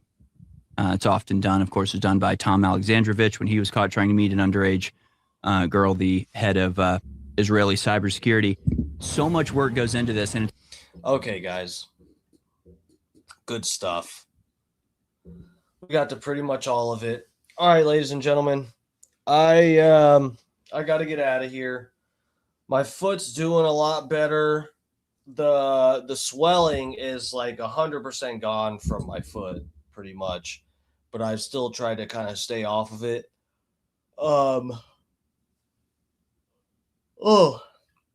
I've just been putting essential oils on that bitch. I've soaked it in ice a few times, I didn't soak it in ice today. But yeah, I've been putting, what's it called? Rosemary oil, frankincense, and clove oil with coconut oil as the carrier oil. And I've been putting that shit on my foot. It feels like, it might have healed on its own anyway, but I don't know. Yeah, I've been slathering that shit on there, and I feel like it does help. But yeah, it's a lot better. I'm going to still try to take it a little bit easy so that I know I'll be able to hike and stuff when we take our trip. Guys, the trip's coming up soon. The trip is coming up soon, into the month, guys. I've got 9 days. In 9 days, I'm supposed to be possibly like hitting the old dusty trail and heading to Lake Michigan. I'm excited. It hasn't quite hit me yet. It doesn't feel real, especially, I guess, because I hurt my foot. I hate being injured. I've been off of my regimens with everything. I haven't been making my protein shakes and stuff. I made one for tomorrow just because I'm going to work and whatever. But yeah, it hasn't quite hit me. I'm gonna sweet road trip. Love the Great Lakes. I've never been. My buddy has some pictures being out there. It's gonna be pretty cold. I have to. One of the other things I got to do is take my goddamn. I have a giant, wool trench coat. I have a big wool, it looks like some Lord of the Rings shit. And I never get to wear it in Florida because it's just almost never cold enough. And this thing is actually huge. It's ridiculous that I even bought it. I can't believe I bought it. But yeah, I'm actually excited to take this thing with me and be able to use it, be able to wear it, because it's going to be in the 30s, probably not freezing. I don't know if I'm going to see snow. I don't know, but yeah, it's going to be cold, but I'm interested. I'm excited to go. It's going to be cool. We're going to check out the lakes and everything, and just going to be outdoors a lot. We'll see what else we get into, because we're only reserved at this one spot for a week. And then I think we're going to go try to check out some other places and stuff. So anyway, guys, should be pretty cool. So anyway, I'm going to try to keep up keep the streams up, and, even if things get tight or whatever, because I might be off for almost 2 weeks, something like that. I'm going to try to not make it that long. For the road trip up there, I'm going to check in with you guys around the regular streaming time or something. So stay tuned for that. But anyway, once we get to where we're going, I might not have service out there at the Pictured Rocks and stuff. I've heard there's some real dead zones out there. So anyway, we'll see about it, guys. I'll see you guys tomorrow. We got the Fat Pig. I know he was live today. I watched some of his show. I don't know if he's going to be live tomorrow, but _fat_pig. That's my boy over there. Go check his stuff out. He might be live around 3:30 p.m. Eastern time is about when he goes on. Then we got Scott Starbird, one of my mods up in here, my boy. Go check out his channel. And he'll be live around 6:30 p.m. Eastern time, and then I'll be on about 8 p.m. Eastern time tomorrow. That's our lineup. And of course, don't forget, the legend, the myth, the pimp himself, Alex Stein, is going to be live on the Real America Voice channel, Real America's Voice channel on YouTube. He goes on at about 11 o'clock, so you can check that out too. All right, lovers. I'll see you guys tomorrow. Everybody, mwah, kisses.